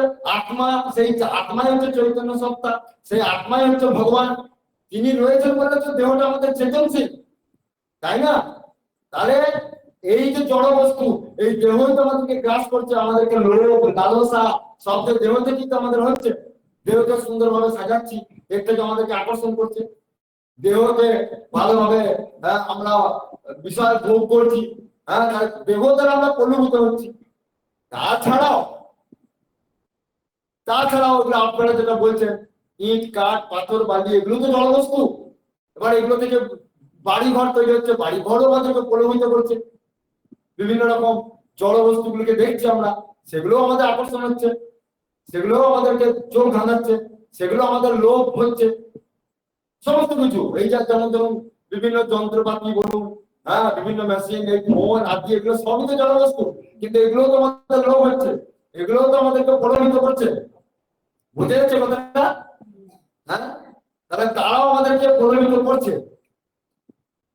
করছে তা বলছে যে আমাদের এই জড় বিকারের মধ্যে না থেকে, এখানে গুরুদেব কি বলছে, যে মানব জীবনে এইটাই বলছে যে জড় বস্তু আমাদের মোহিত করে, চোখে ধাঁধা লাগায়, এর মূলে কিছু উপকার হয় না। খুব মন দিয়ে না শুনলে বুঝতে পারবেন না। তাই আমাদের শিক্ষা হলো জড়ের দৃষ্টি ত্যাগ করিয়া সর্বত্র পরম চেতনাময় আভাস লক্ষ্য করা। হ্যাঁ, রূপম রূপম প্রতিরূপ বহুব, চেতনাময় আভাস লক্ষ্য করা। তার মানে কি? আভাসটা কি? চেতনাময় আভাস। আভাসটা কি বলছে? ওই যে সূত্রে একটি শ্লোক আছে না, শ্লোকটা হচ্ছে যে বলছে তস্য ভাষা সর্বমিদং বিভাতি। উপনিষদের একটি বিখ্যাত শ্লোক, তস্য ভাষা সর্বমিদং বিভাতি। বললেন তার আভাসই এই জগতের আভাস। কার আভাসে? সেই ভগবানের আভাসে। ভগবানের আভাসে এই জগৎটা উদ্ভাসিত হচ্ছে। ভগবানের আভাসে আজ আমরা চলে ফিরে। হ্যাঁ, তার মানে সেটা ভগবানের কোন শক্তির দ্বারা? কোন শক্তির দ্বারা এই আভাস? কোন শক্তির দ্বারা? ভগবানের চিৎ শক্তির দ্বারা, যেটা চৈতন্য শক্তি। চিৎ শক্তি দ্বারা, তারা মানে কি? জ্ঞান শক্তি দ্বারা। চিৎ মানে হচ্ছে জ্ঞান, সাধারণ অর্থে জ্ঞান। তো সেই চৈতন্যময় সত্তা, সেই জ্ঞানময় সত্তা, হ্যাঁ, সেই জ্ঞানময় সত্তাকে আমাদের প্রত্যেকটা জড়ের মধ্যে সেই জ্ঞানময় সত্তাকে প্রযুক্ত করতে হবে। বুঝা গেল? অর্থাৎ জড় বস্তুগুলিকে আমাদের, হ্যাঁ, ওই জ্ঞান দিয়ে জড় বস্তুটিকে আমাদের দূরে সরিয়ে দিতে হবে। তার মানে কি? দূরে সরিয়ে দেওয়া মানে কি? যে আমাদের জ্ঞান, শুদ্ধ জ্ঞানটা অর্জন করতে হবে। কি না? এই যে আমাদের দেহটা, এই দেহটা আমাদের জড় বস্তু। তাই এই দেহের মধ্যে ভগবান আছেন বলে দেহটি সজীব হয়ে গেছে, এত সুন্দর রয়েছে। অতএব দেহের প্রতি আমাদের এত লালসা কেন? গুরুদেব যেটা বলছেন, আমি বলি না, গুরুদেব বলছেন। তাই এইগুলো আমাদের অভ্যাস করতে হবে, সাধন পন্থা।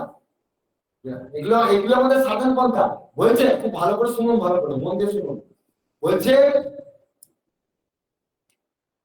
যে আমাদের প্রত্যেকটা জড় বস্তুকে, প্রত্যেকটা জড় বস্তুর মধ্যে আমাদের ভগবানকে দেখতে হবে।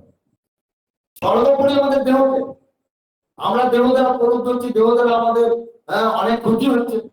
তো সেই দেহটা বলছে আমাদের, যদি আমরা ভাবি যে দেহের মধ্যে ভগবান রয়েছে, হ্যাঁ, অর্থাৎ আমরা ভগবানের দ্বারা প্রলুব্ধ হচ্ছি, এইরকম যদি আমরা জ্ঞান করি, হ্যাঁ, বলছে সেইটাই হয়ে যাবে কি?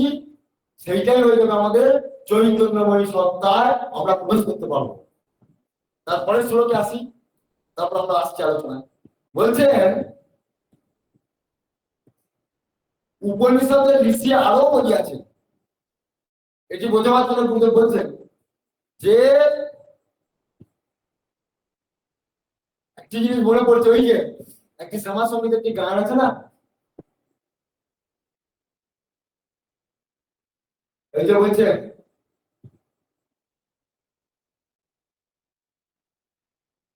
চৈতন্য আমার চেতনা চৈতন্য করে দেওয়া, চৈতন্যময়ী আমার চেতনা চৈতন্য করে দেওয়া, চৈতন্যময়ী আমি ভাবে সাগরে ডুবে মরি, আমি ভাব সাগরে ডুবে মরি, হব মাতর পদাশ্রয়ী আমার চেতনা চৈতন্য করে দেওয়া, চৈতন্যময়ী। এখানে উত্তর দিয়ে দিয়েছেন দেখুন সাধক। হ্যাঁ, সাধক রামপ্রসাদ জি, এটা রামপ্রসাদের গান।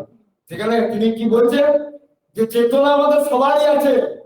তাহলে চেতনা, আমার চেতনাকে আবার চৈতন্যময় করতে বলছে। সেটা কি রকম? আমার চেতনাকে চৈতন্যময় করতে বলছে, এটা আবার কি রকম? দেখুন, গুরুদেব সেই কথাই তো বলছেন। গুরুদেব সেই কথাই বলছেন, কারণ আমাদের চেতনা তো আমাদের আছে নাকি? আমাদের চেতনা তো আছে, আমাদের তো স্বাভাবিক একটা জ্ঞান আছে। না হলে আমরা বুঝছি কি করে যে আমাদের এই দেহ থেকে, হ্যাঁ, আমাদের দেহের মধ্যে আত্মা বা চেতন স্বরূপ আত্মা বেরিয়ে গেলে আমরা জড় হয়ে যাবো, এগুলো বুঝছি। কিন্তু এটা আমাদের পড়া বিদ্যা, পড়া জ্ঞান। এটা আমাদের উপলব্ধির জ্ঞান তো নয়, নাকি? উপলব্ধির জ্ঞান হলে কি হবে? আমরা সুখে দুঃখে, ওই যে আগে কিন্তু বলে দিলেন, আমাদের যদি এটা উপলব্ধি হতো, আমরা যদি যদি পুরো আত্মজ্ঞানী হতাম, তাহলে সুখেতে দুঃখেতে আমরা স্থির থাকতাম। কিন্তু সেইটা এখন আমরা পাচ্ছি না। অতএব এটা আমাদের পড়াশোনার কথা হচ্ছে, যে আমাদের স্বাভাবিক জ্ঞান সবারই মধ্যে রয়েছে, ওই বিশেষ জ্ঞানটি নাই। ওই বিশেষ জ্ঞানটা হচ্ছে চৈতন্যময় জ্ঞান। এই জন্য এই চৈতন্যের কথা একটু মনে পড়ছে, যে আমাদের এই পৃথিবীতে চেতন কয় প্রকার জানেন? 5 প্রকার চেতন। এই চেতন হচ্ছে 5 প্রকার আছে। 5 প্রকার চেতনের কথা শাস্ত্রে বলা হয়েছে। বলতে 6 প্রকার, কিন্তু মূলত 5 প্রকার। কিরকম না, প্রথম বলছে একটা চেতন হচ্ছে আচ্ছাদিত চেতন। আচ্ছাদিত চেতন একটা। দ্বিতীয় নম্বর হচ্ছে সংকুচিত চেতন। হ্যাঁ। তৃতীয় নম্বর হচ্ছে মুকুলিত চেতন। 4 নম্বর হচ্ছে বিকশিত চেতন। আর 5 নম্বর হচ্ছে পূর্ণ বিকশিত চেতন। এবার ভাগ করে বুঝে নেবেন কাদের মধ্যে কি চেতন আছে, তাহলে জিনিসটা আরো পরিষ্কার হয়ে যাবে। প্রথম বললাম কি? আচ্ছাদিত চেতন। আচ্ছাদিত চেতন কি না, যাদের চেতনা আচ্ছাদন রয়েছে, আচ্ছাদন রয়েছে। হ্যাঁ, সেইটা হচ্ছে কি না, কাদের মধ্যে? গাছপালা, হ্যাঁ, উদ্ভিদ জাতীয়, হ্যাঁ, উদ্ভিদ জাতীয় বস্তুদের মধ্যে চেতন আছে। একটা গাছ কি করে বুঝবেন চেতন আছে? গাছটা দেখবেন বাড়ছে, বড় হয়, গাছটা তো বড় হচ্ছে ধীরে ধীরে, তাহলে তার একটা চেতন আছে। কিন্তু সেই চেতনটা আচ্ছাদিত, সেটা প্রকাশিত নয়, সেটা ঢাকা আছে, চেতনাটা তার ঢাকা আছে, আচ্ছাদিত চেতন। তবে এই চেতনার আরেকটি ভাগ আছে, এই আচ্ছাদিত চেতনার আরেকটি ভাগ আছে, সেইটাকে বলা হচ্ছে মূর্ছিত চেতন। মূর্ছিত চেতন কাদের মধ্যে আছে? মূর্ছিত চেতন একই বস্তু, ভালো করে খেয়াল করবেন কথাটা, একই বস্তু মূর্ছিত চেতন যা আচ্ছাদিত চেতন চায়, তথাপিও আচ্ছাদিত চেতনের থেকে আরেকটু লোয়েস্ট, একটু লোয়েস্ট হচ্ছে মূর্ছিত চেতন। হ্যাঁ, সেই মূর্ছিত চেতনটাকে, মূর্ছিত চেতনটা হচ্ছে ইট, কাঠ, পাথর, এইগুলো, এইসব জড় বস্তু, এগুলো হচ্ছে মূর্ছিত চেতন। এরা মূর্ছা প্রাপ্ত হয়ে গেছে। মূর্ছা প্রাপ্ত মানে কি? মানে অজ্ঞান, সম্পূর্ণ অজ্ঞান অবস্থা। মানে মানুষ যখন দেখবেন কোমায় চলে যায়, সেই মানুষের দেখবেন কোমায় চলে গেলে তার সেন্স থাকে কি, কিন্তু তার ভিতরে প্রাণটা আছে, তার মধ্যে চেতন আছে। হ্যাঁ, কি করে বুঝবেন? তার দেখবেন লোক বড় হবে, চুল বড় হবে, সবকিছু বড় হবে, তার মধ্যে তার চেতন আছে, কিন্তু তার মধ্যে সেন্স নাই, জ্ঞান নেই। ঠিক সেরকম এই জড়বস্তু যেগুলো ইট, কাঠ, পাথর, ইনাদের মধ্যে চেতন আছে, সেই চেতনটাকে বলা হচ্ছে মূর্ছিত চেতন। তার থেকে একটু উন্নত হচ্ছে আচ্ছাদিত চেতন, যেটা গাছের মধ্যে চেতন আছে, কিন্তু সেটা আচ্ছাদিত, ঢাকা আছে। 2 নম্বর গেল। তৃতীয় নম্বর হচ্ছে সংকুচিত চেতন। সংকুচিত চেতন, সংকুচিত চেতন মানে হচ্ছে আপনার এই পশু পক্ষী, এগুলো হচ্ছে সংকুচিত। এদের চেতনটা সংকুচিত, বোঝাই যাচ্ছে। এদের বুদ্ধির বিকাশ খুব একটা বেশি নাই, এদের চেতনার বিকাশ খুব বেশি নাই, ওই সামান্য, ওই খাওয়া পড়ার মধ্যে এরা সীমিত, কিন্তু সেন্সটা আছে এইটা। তাদের মধ্যে ভয়ও আছে এইসব, কিন্তু বুদ্ধির বিকাশ নেই, তারা নিজেদের কিছু উন্নতি করতে পারে না। তাদের এই চেতনটাকে বলা হয় সংকুচিত চেতন। তার উপর হচ্ছে মুকুলিত চেতন। মুকুলিত চেতন তার থেকে আরেকটু, তাদের চেতনার বিকাশটা আরেকটু উন্নত।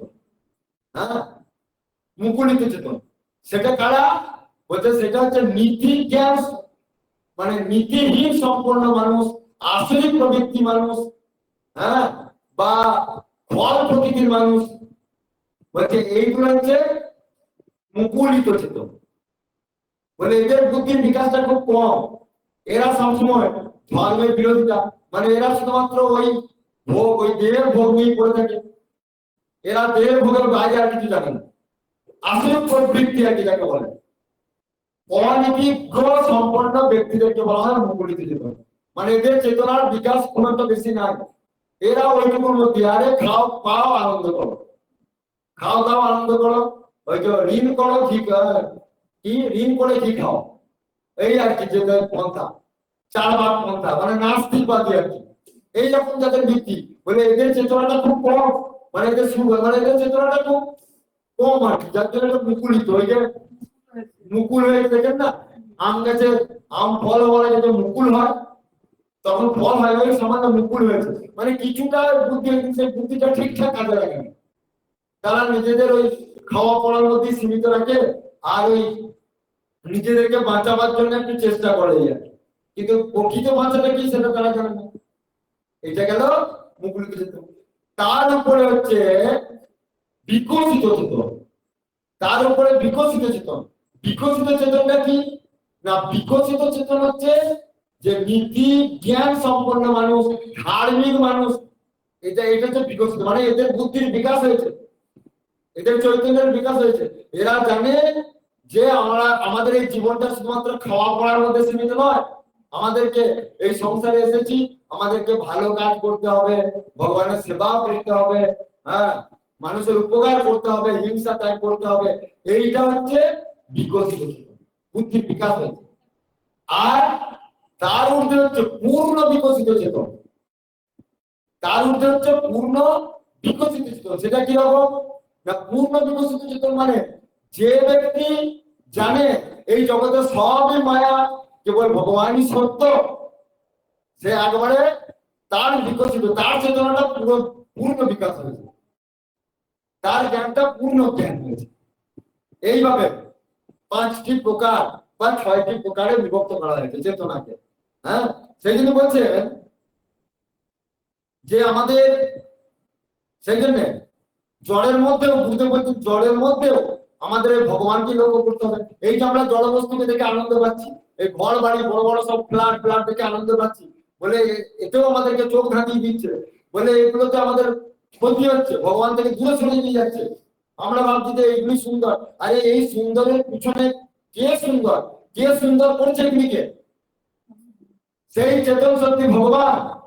তাই সেই যদি আমরা মনে করি যে এই সমস্ত কিছু জড় জগতের যা কিছু দেখছি সবের মূলে ভগবান রয়েছে, প্রত্যেকটি কোনায় কোনায় ভগবান যুক্ত রয়েছে, তাই এত সব সুন্দর লাগছে, জড় বস্তুকেও যেন এত সুন্দর লাগছে।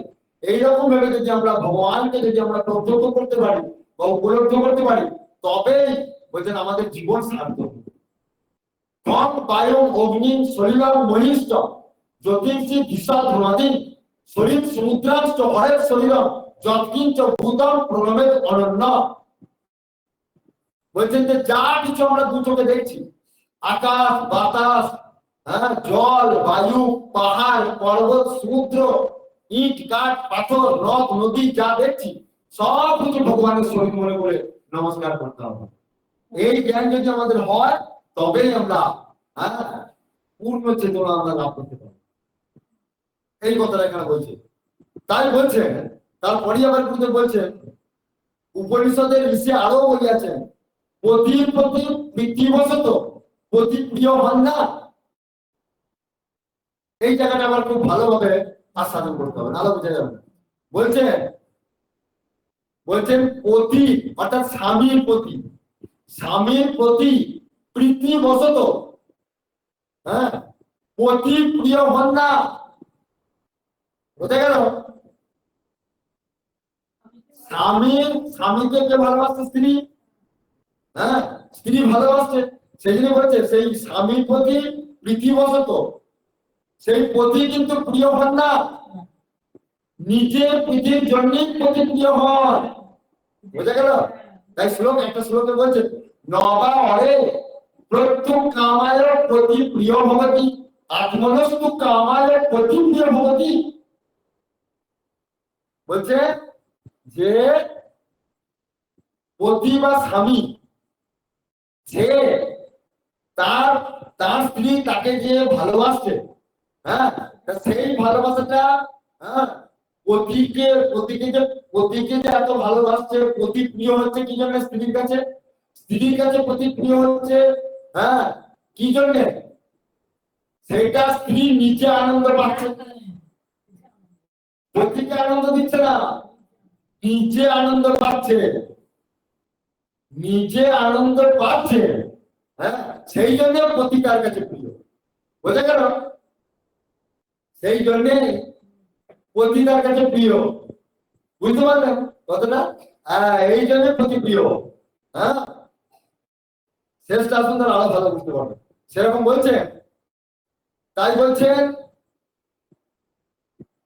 এইরূপ জায়া অর্থাৎ পত্নীর প্রতি প্রীতিবশত পতির জায়া প্রিয় হন না, আত্মপ্রীতির জন্য জায়া প্রিয় হন একই।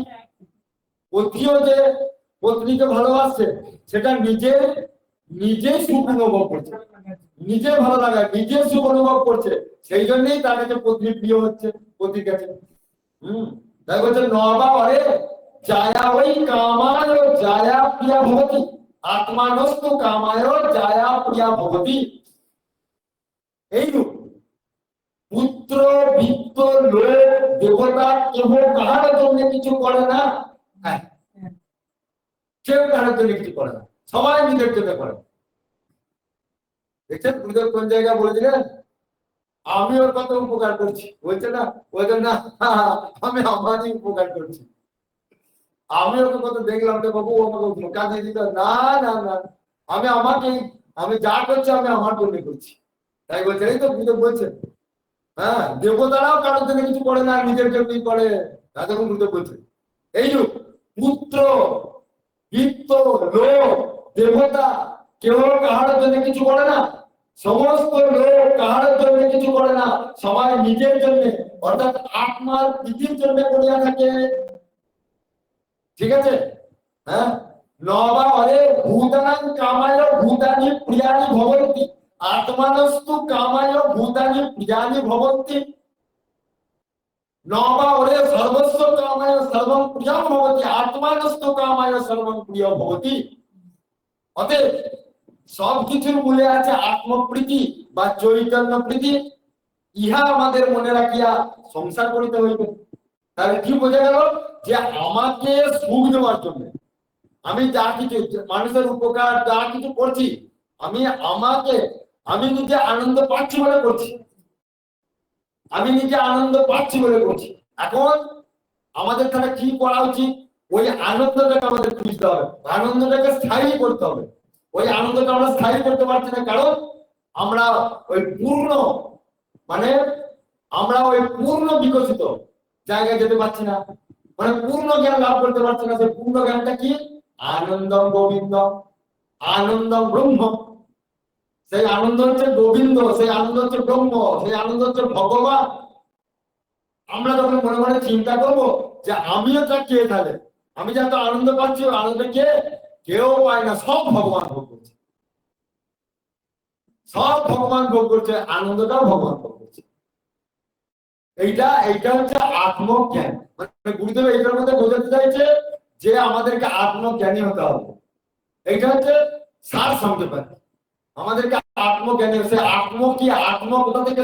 আত্মা থেকে আত্ম, আত্মা থেকে আত্ম, নিজে। আমি নিজেই আনন্দ পাচ্ছি, নিজেটাকে অহং ব্রহ্মাস্মি, আমি সেই ব্রহ্ম। আবার এটাই হচ্ছে আসল তত্ত্বজ্ঞান, যে আমি শরীর নয়, আমি আত্মা, আর সেই আত্মা হচ্ছে ভগবান। হ্যাঁ, আর এই আত্মা হচ্ছে ভগবান তো বটে। তাই আমরা যেহেতু জীব, এই জীব আমাদের এই আত্মাকে ধারণ করে আছি, সেই জন্য আমরা সেই আত্মাকে নিয়ে হয়েছি জীবাত্মা। হ্যাঁ, এই জীবাত্মা, আর যেখান থেকে এসেছে জীবাত্মা সেটা হচ্ছে পরমাত্মা। এই জীবাত্মা পরমাত্মার মিলন ঘটানি হচ্ছে চির আনন্দ লাভ। সেটা হচ্ছে পূর্ণ আত্মজ্ঞান। ঠিক আছে? এই চৈতন্য সত্তায় প্রবেশ করতে পারলে আমাদের আমরা সংসারে আর দুঃখ ভাগী হবো না। এটাই আমাদের এই প্রবন্ধে তিনি বলতে চেয়েছেন। যাই হোক, এখানে আমাদের আজকে ভাগবত কথা বিশ্রাম লাভ করুন।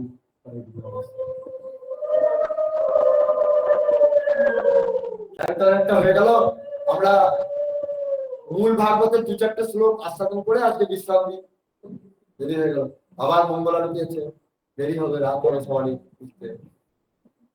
দেখছেন, আমাদের গুরুদেবের বইগুলো আস্বাদন করলে আর আর কিছু দরকার হয় না। সেই তো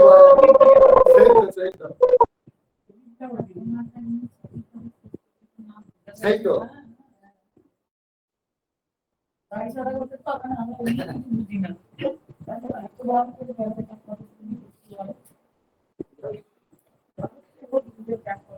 আচ্ছা, আমরা আজকে প্রবেশ করছি আমাদের আগামী কাল আশ্রমে একটি উৎসব আছে, সেই উৎসবটির নাম হচ্ছে অন্ন ভিক্ষা। তো সেই অন্ন ভিক্ষা, আমরা ভাগবতের অন্ন ভিক্ষাটা আজকে আমরা একটু সূচনা করি, কালকে আমরা সেখানে বাকিটা আস্বাদন করবো, ঠিক আছে? আজকে আমরা মূল শ্লোকে একটু সূচনাটা করে দিই।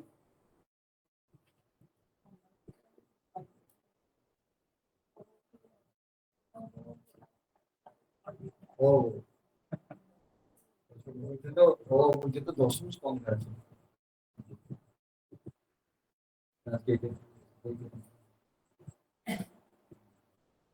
ঠিক আছে, কালকেই শুরু হবে। হ্যাঁ, ওইটা একটা খন্ড আছে, তো সেই খন্ডটা আমার আনা হয়নি আজকে। হ্যাঁ, ওটা তো দশম স্কন্ধে, এখানে হবে না, তো দশম স্কন্ধে আছে, তাই কাল থেকে সূচনা হবে। তো আজকে একটা একটা কিছু একটা পর্ব আমরা পড়ে, ছোট করে একটা পড়ে আমরা এখানে বিশ্রাম নিই, দেখি ওটাই হবে। কালকে আমরা অন্ন ভিক্ষাটা আস্বাদন করবো। এখন অন্ন ভিক্ষাটা 2-3 দিন হয়তো চলবে, একটা বড় পর্ব আছে তো। তাহলে আজকে দেখি কি পাই একটা ছোট্টর মধ্যে।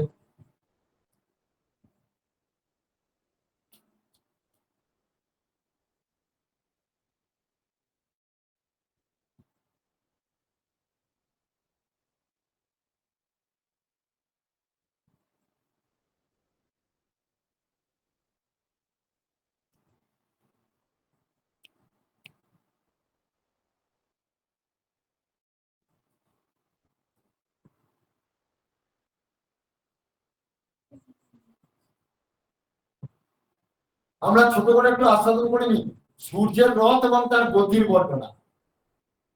এটা তো আস্বাদন হয় না, একবার দেখি সূর্যের রথ সম্বন্ধে কি বলছে আর তার গতির বর্ণনাটা কি বলছে, একটু আস্বাদন করি। হ্যাঁ, আমাদের প্রত্যক্ষ দেবতা সূর্যদেব।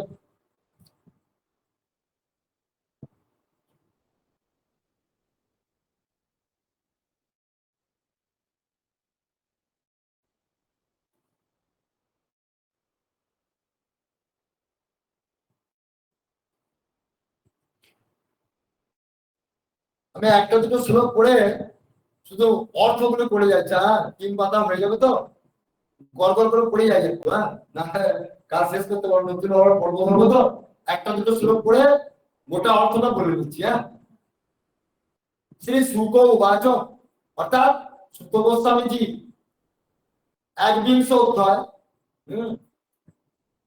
সূর্যের রথ এবং তার গতির বর্ণনা। সূর্যের রথ কেমন আমাদেরকে একটু জানা হয়ে যাবে ভাগবতের মাধ্যমে। হ্যাঁ, তাই সুখদেব গোস্বামী রাজা পরীক্ষিতকে সেই বর্ণনা, হ্যাঁ, সূর্যের রথের সম্বন্ধে শোনাচ্ছেন। শ্রী শুক উবাচ, একাবারেব ভুবলয়স্য সংনিবেশ প্রমাণ লক্ষণতো ব্যাখ্যাত এতেন হি জীব মঙ্গলানাং তদ্বিদ্য উপদক্ষন্তিতে যথা বিদালয় উপার বিদানান্তে অনন্তরাক্ষীণম তদুভয়ং সন্ধিতম যদমগ্নাত ভগবতাস্তপাস্তপীন আতপেন ত্রিলোকং প্রত্যবায় সমতভাসো ভাষা স এষ উদিতময় দক্ষিণা বায়ু বৈশ্ববেদ সঙ্গ অর্মিতাশৈষ সমানার্ভি গতির রস্য অরোহণ সমান স্থানেষু যথা শ্রবণ অধ্যমাপ মকরাদিষু রাশি অহোরাত্রিন দীর্ঘ হস্রস্য মানানি বিধ তত্ত্বে। অর্থাৎ বলছে সুখদেব গোস্বামী বললেন, হে রাজন, এই ভূমণ্ডলের পরিমাণ ও লক্ষণ দ্বারা এর যত বিস্তার, হ্যাঁ, সে সম্বন্ধে আপনাকে বলছি শুনুন। এই অনুসারে বিদ্বানরা স্বর্গলোকের পরিমাণ সম্বন্ধে জানিয়েছেন, যেমন ওই যে জনকাদের দুটি দলের মধ্যে, অর্থাৎ ছোলা বা মোটরের দুটি দলের মধ্যে যে কোনো একটির স্বরূপ জানলে অন্যটির সম্বন্ধে জানা হয়। বোঝা যাচ্ছে, একটাকে জানলে অন্যটা স্বরূপ বোঝা যায়, দুটো একই রকম। সেই রকম পৃথিবীর পরিমাণ জানা থাকলে স্বর্গমণ্ডলের পরিমাণও জানা যায়। এই দুই লোকের মাঝখানে অন্তরিক্ষ লোক, এবং এটি হলো দুই লোকের সন্ধিস্থল। এদের মধ্যভাগে অবস্থিত গ্রহ এবং নক্ষত্রদের অধিপতি ভগবান সূর্য কেন্দ্রস্থানে থেকে ত্রিলোককে নিজ তাপ দ্বারা তাপিত করছেন। এই যে এখন আমাদের যে তাপ পাচ্ছি, কত তাপ পাচ্ছি দেখুন, হ্যাঁ, আর নিজ জ্যোতি দ্বারা প্রকাশিত করছেন। তিনি উত্তরায়ণ, দক্ষিণায়ন এবং বিষুবৎ, হ্যাঁ, নাম দ্বারা ক্রমশ মন্দ, শীঘ্র এবং সমান গতিতে চলার সময় অনুসারে মকরাদি রাশিতে উঁচু নিচু এবং সমান স্থানে অবস্থিত হয়ে দিন রাত্রিকে ছোট বড় কিংবা সমান করছেন। যখন সূর্যদেব মেষ কিংবা তুলা রাশিতে অবস্থান করে তখন দিন এবং রাত্রি সমান হয়। যখন বৃষ ইত্যাদি 5 রাশিতে অবস্থান করে তখন প্রত্যেক মাসে রাত্রির সময় 1 ঘটিকা কমতে থাকে এবং সেই হিসাবে দীপামান বৃদ্ধি পেতে থাকে। যখন সূর্য বৃশ্চিক আদি 5 রাশিতে অবস্থান করে তখন এর বিপরীত পরিবর্তন হয়। এইভাবে দক্ষিণায়ন আরম্ভ থেকে দিন মান আর উত্তরায়ণ আরম্ভ হলে রাত্রিকাল বৃদ্ধি পেতে থাকে। এইভাবে পণ্ডিতগণ মানসোত্তর পর্বতে সূর্যদেবের পরিক্রমার পথ 9,51,00,000 যোজন বলেছেন। কত? 9,51,00,000 যোজন। এই মানসোত্তর পর্বতের মেরুর পূর্ব দিকে দেবধানী নামক ইন্দ্রপুরী, দক্ষিণে যমরাজের সংযমনী নামক পুরী, পশ্চিম দিকে বরুণ দেবের নিম্নচলী নামক পুরী এবং উত্তর দিকে চন্দ্রের বিবাহমণি নামে পুরী আছে। এই সকল পুরীতে মেরুর চতুর্দিকে সময় অনুসারে সূর্যোদয়, মধ্যাহ্ন, সায়ংকাল অর্থাৎ সন্ধে এবং মধ্যরাত্রি হয়। এর জন্য সকল জীবের কার্যের প্রবৃত্তি ও নিবৃত্তি হয়। প্রবৃত্তি নিবৃত্তি মানে দিনের বেলাতে কার্যের প্রবৃত্তি থাকে আর রাত্রের বেলা নিবৃত্তি বিশ্রাম হয়। হে রাজন, যারা সুমেরুতে থাকে সূর্যদেব তাদের মধ্যকালীন তাপ বিতরণ করেন। যখন অশ্বিনী আদি নক্ষত্রাভিমুখে গমন করেন তখন মেরুকে বামে রেখে ভ্রমণ করেন। কিন্তু সমস্ত জ্যোতির্মণ্ডলকে ঘূর্ণিত করে যে প্রবাহ বায়ু, সমস্ত জ্যোতির্মণ্ডলকে ঘূর্ণিত করে যে প্রবাহ বায়ু তা দক্ষিণাভিমুখী হওয়ায় তার দ্বারা চালিত হয়ে মেরুকে দক্ষিণ দিকে রেখে ভ্রমণ করতে হয়। যে পুরীতে সূর্যের উদয় হয় ঠিক তার বিপরীত পুরীতে তার অস্ত হয়। আর যেখানে তাপের কারণে মানুষের ধর্ম উৎপাদন করে ঠিক তার বিপরীত পুরীতে মধ্যরাত্রি হওয়ায় মনুষ্যগণকে নিভৃত করে রাখে। যারা মধ্যাহ্ন সময় সূর্যদেবকে স্পষ্ট দেখতে পায় তারা তার সৌম্য ভাবের সময় তাকে দর্শন করতে পারে না। সূর্যদেব যখন ইন্দ্রপুরী থেকে যমরাজের পুরীর দিকে যেতে থাকে তখন তাকে 15 ঘন্টায় 2,2,12,5 যোজনের থেকে 25,000 যোজন বেশি চলতে হয়। এই ক্রমে তিনি বরুণ দেবের পুরী ও চন্দ্রের পুরী অতিক্রম করে পুনরায় ইন্দ্রপুরীতে প্রত্যাগমন করেন। এইভাবে চন্দ্র এবং অন্যান্য গ্রহরাও নক্ষত্র সকলের সঙ্গে জ্যোতিষ চক্রে উদিত হন এবং অন্তর্যান অস্তযান। এইরূপে ভগবান সূর্যের বেদময় রথ এই 4 পুরীতে এক মুহূর্তে 34,28,000 যোজন হিসাবে পথ পরিক্রমা করতে থাকে। এক মুহূর্তে, বুঝতে পেরেছেন? মানে আমাদের এক মুহূর্তে ভগবান সূর্যদেব কি করেছেন? 34,08,000 যোজন হিসাবে পথ পরিক্রমা করছেন। এক মুহূর্ত মানে হচ্ছে ওই আপনার না বলছেন সেকেন্ড বটে, বলছেন এক মুহূর্ত মানে হচ্ছে আপনার ওই 1 মিনিটের থেকে কিছুটা কম, মানে যেটাকে বলা হয় ওই সম্ভবত ওই 46 সেকেন্ড এরকম আর কি 42 থেকে 46 সেকেন্ডের মধ্যে এরকম একটা হবে, মানে আমার আর্ধা মনে পড়ছে আর কি। এইরকম একটা মুহূর্তে সময় তো বলছে, মানে এইরকম সময়টাকে মুহূর্ত কাল বলছে, মানে 8 মিনিটের কম কাল আর কি। হ্যাঁ, এইটা তাই বলছে ওইটুকুর মধ্যে এতটা পথ পরিক্রমা করতে পারে। একে সংঘর্ষ, একে সংঘর্ষ চক্র বলা হয়। তার এক চক্রে 12 মাস, 6 ঋতু, 6টি নেমি, 3 চাতুর্মাস, 3 নাভি চক্র মধ্যমান। এই রথের এক ভাগ মেরুর শিখরে আর অন্য ভাগ মানসোত্তর পর্বত অবস্থিত। এই রথের চক্র ওই অক্ষে নিবদ্ধ থেকে তৈলযন্ত্র চক্রের ন্যায় মানসোত্তর পর্বতে ঘুরতে থাকে। এই অক্ষদণ্ডে যার মূল ভাগ জোড়া আছে, এইরকম আরেকটা অক্ষদণ্ড আছে। তার দৈর্ঘ্য প্রথমের 1/4, তার উপরিভাগ তৈলযন্ত্রের অক্ষের সমান এবং ধ্রুবলোকের সঙ্গে সংলগ্ন। এই রথে উপবেশন স্থান দৈর্ঘ্য 36 লক্ষ যোজন আর প্রস্থে 9 লক্ষ যোজন। এর যুগকাষ্ঠটিও 36 লক্ষ যোজন দীর্ঘ। এই রথের সারথি হলেন অরুণ। এই অরুণ হচ্ছে কে? গরুড়জির ভাই, গরুড়জির দাদা।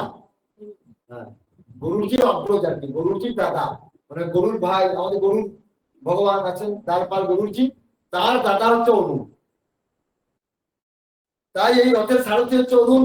ওই যে আকাশে যে অরুণোদয় হয় না, বলে আগে ওই, তার মানে কি বলছেন যে সূর্য উদয় হওয়ার আগে, সূর্য তো রথে করে আসছে, উদয় হচ্ছে, তাই ওই রথে এলে পরে তো আগে সারথিকে দেখা যাবে। যখন দেখবেন রথ আমাদের সামনে আসবে, আগে যে রথী আছে তাকে রথীকে আগে দেখা যাবে না, আগে সারথিকে দেখা যাবে, তারপরে রথীকে দেখা যাবে। সেরকম ওই সূর্য যখন রথে করে আসে তখন রথ চালক ওই অরুণকে আগে দেখা যায়। সেই জন্য সূর্যের দিন হওয়ার আগে, সূর্য উদয়ের আগে ওই অরুণোদয় হয়, মানে যেটা মানে তখন পর্যন্ত দিনের আলো উঠে গেছে কিন্তু তখন সূর্য পরিপূর্ণ ওঠে না। ওই সময়টাকে বলা হয় উষাকাল। ওইটাকে বলা হয় উষাকাল, মানে ওটা দিন না, ওটা উষাকাল, মানে অরুণোদয় হয় যখন ওই 1 ঘন্টা 36 মিনিট ধরে ওই অরুণোদয়ের সময়। 1 ঘন্টা 36 মিনিট মানে যেটাকে ব্রাহ্ম মুহূর্ত বলে। তো ওই সময়টা অরুণকে আগে দেখা যায়। সেই ভগবানের সূর্যদেবকে তিনি বহন করে আছেন, তার নাম হচ্ছে অরুণ। বলছেন এই রথের সারথি অরুণ গায়ত্রী আদি ছন্দ নামধারী 7 অশ্বকে যোজিত করেছেন। এর উপর অধিষ্ঠিত ভগবান সূর্যদেবকে বহন করার জন্য অরুণ সূর্যদেবের সামনে বসে তার দিকে মুখ করে রথের সারথির কাজ করেছেন। অঙ্গুষ্ঠ পরিমিত 60,000 বালখিল্য ঋষি সূর্যদেবের স্তুতি বন্দনায় নিযুক্ত থেকে তার সম্মুখে স্তুতি গান করেছেন। 60,000 বালখিল্য ঋষি। বালখিল্য ঋষি কার? ব্রহ্মার পুত্র।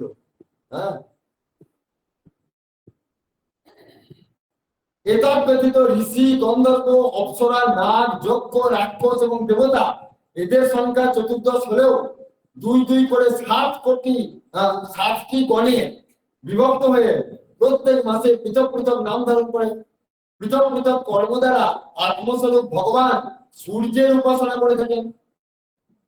তারা সবাই ভগবান সূর্যদেবকেই উপাসনা করে থাকেন।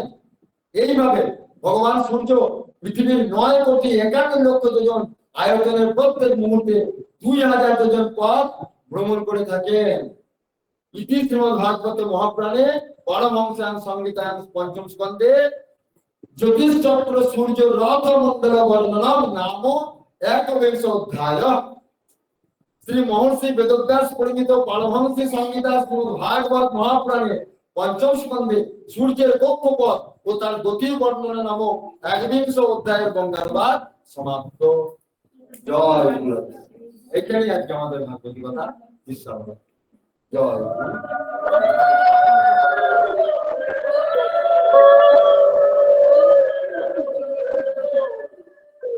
রাধে শ্যাম রাধে শ্যাম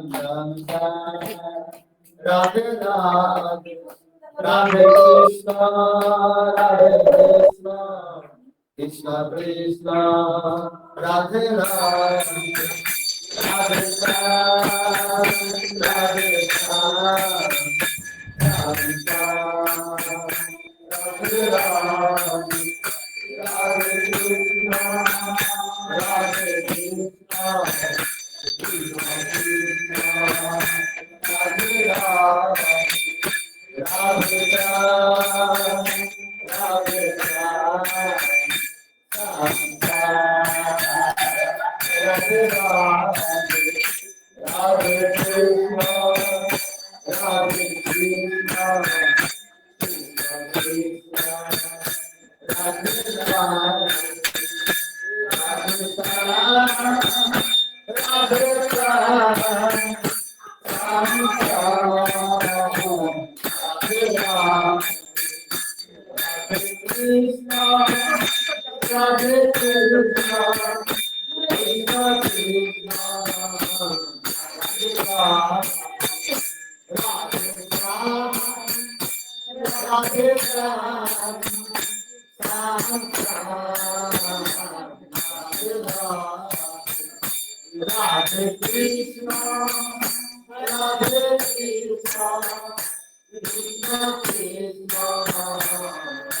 Ram, Radhe Ram, Radhe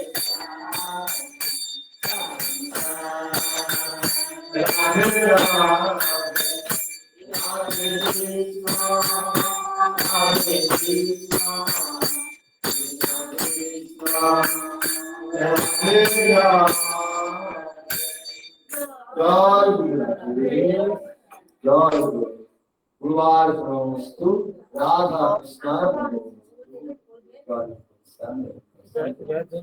बोलो भगवान ठाकुर श्री हरिदेव जी की, ठाकुर श्री हरिदेव जी की, महाप्रभु श्री हरिदेव जी की, गुरु श्री हरिदेव जी की, आचार्य श्री हरिदेव जी की, भगवान श्री हरिदेव जी की, ठाकुर श्री हरिदेव जी की, किल हरे भैरव संघ की, किल हरे दंडम संघ की, विधान की, आयरन चंद्र गुरुदस्तम की, वेदास्तम की, प्रभु श्री की, प्रभु देव की, बारह भगवान की, हिम्मत राम की, धाम की, महादेव की, चारों धाम की, चारों धाम की,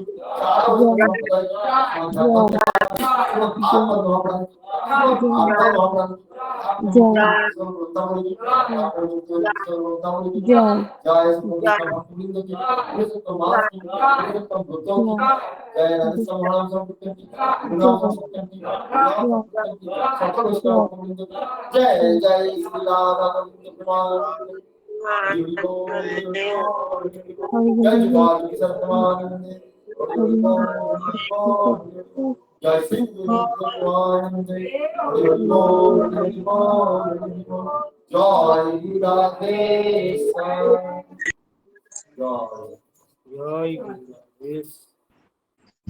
जय जय गुरु राधेश्याम। जय गुरु राधेश्याम।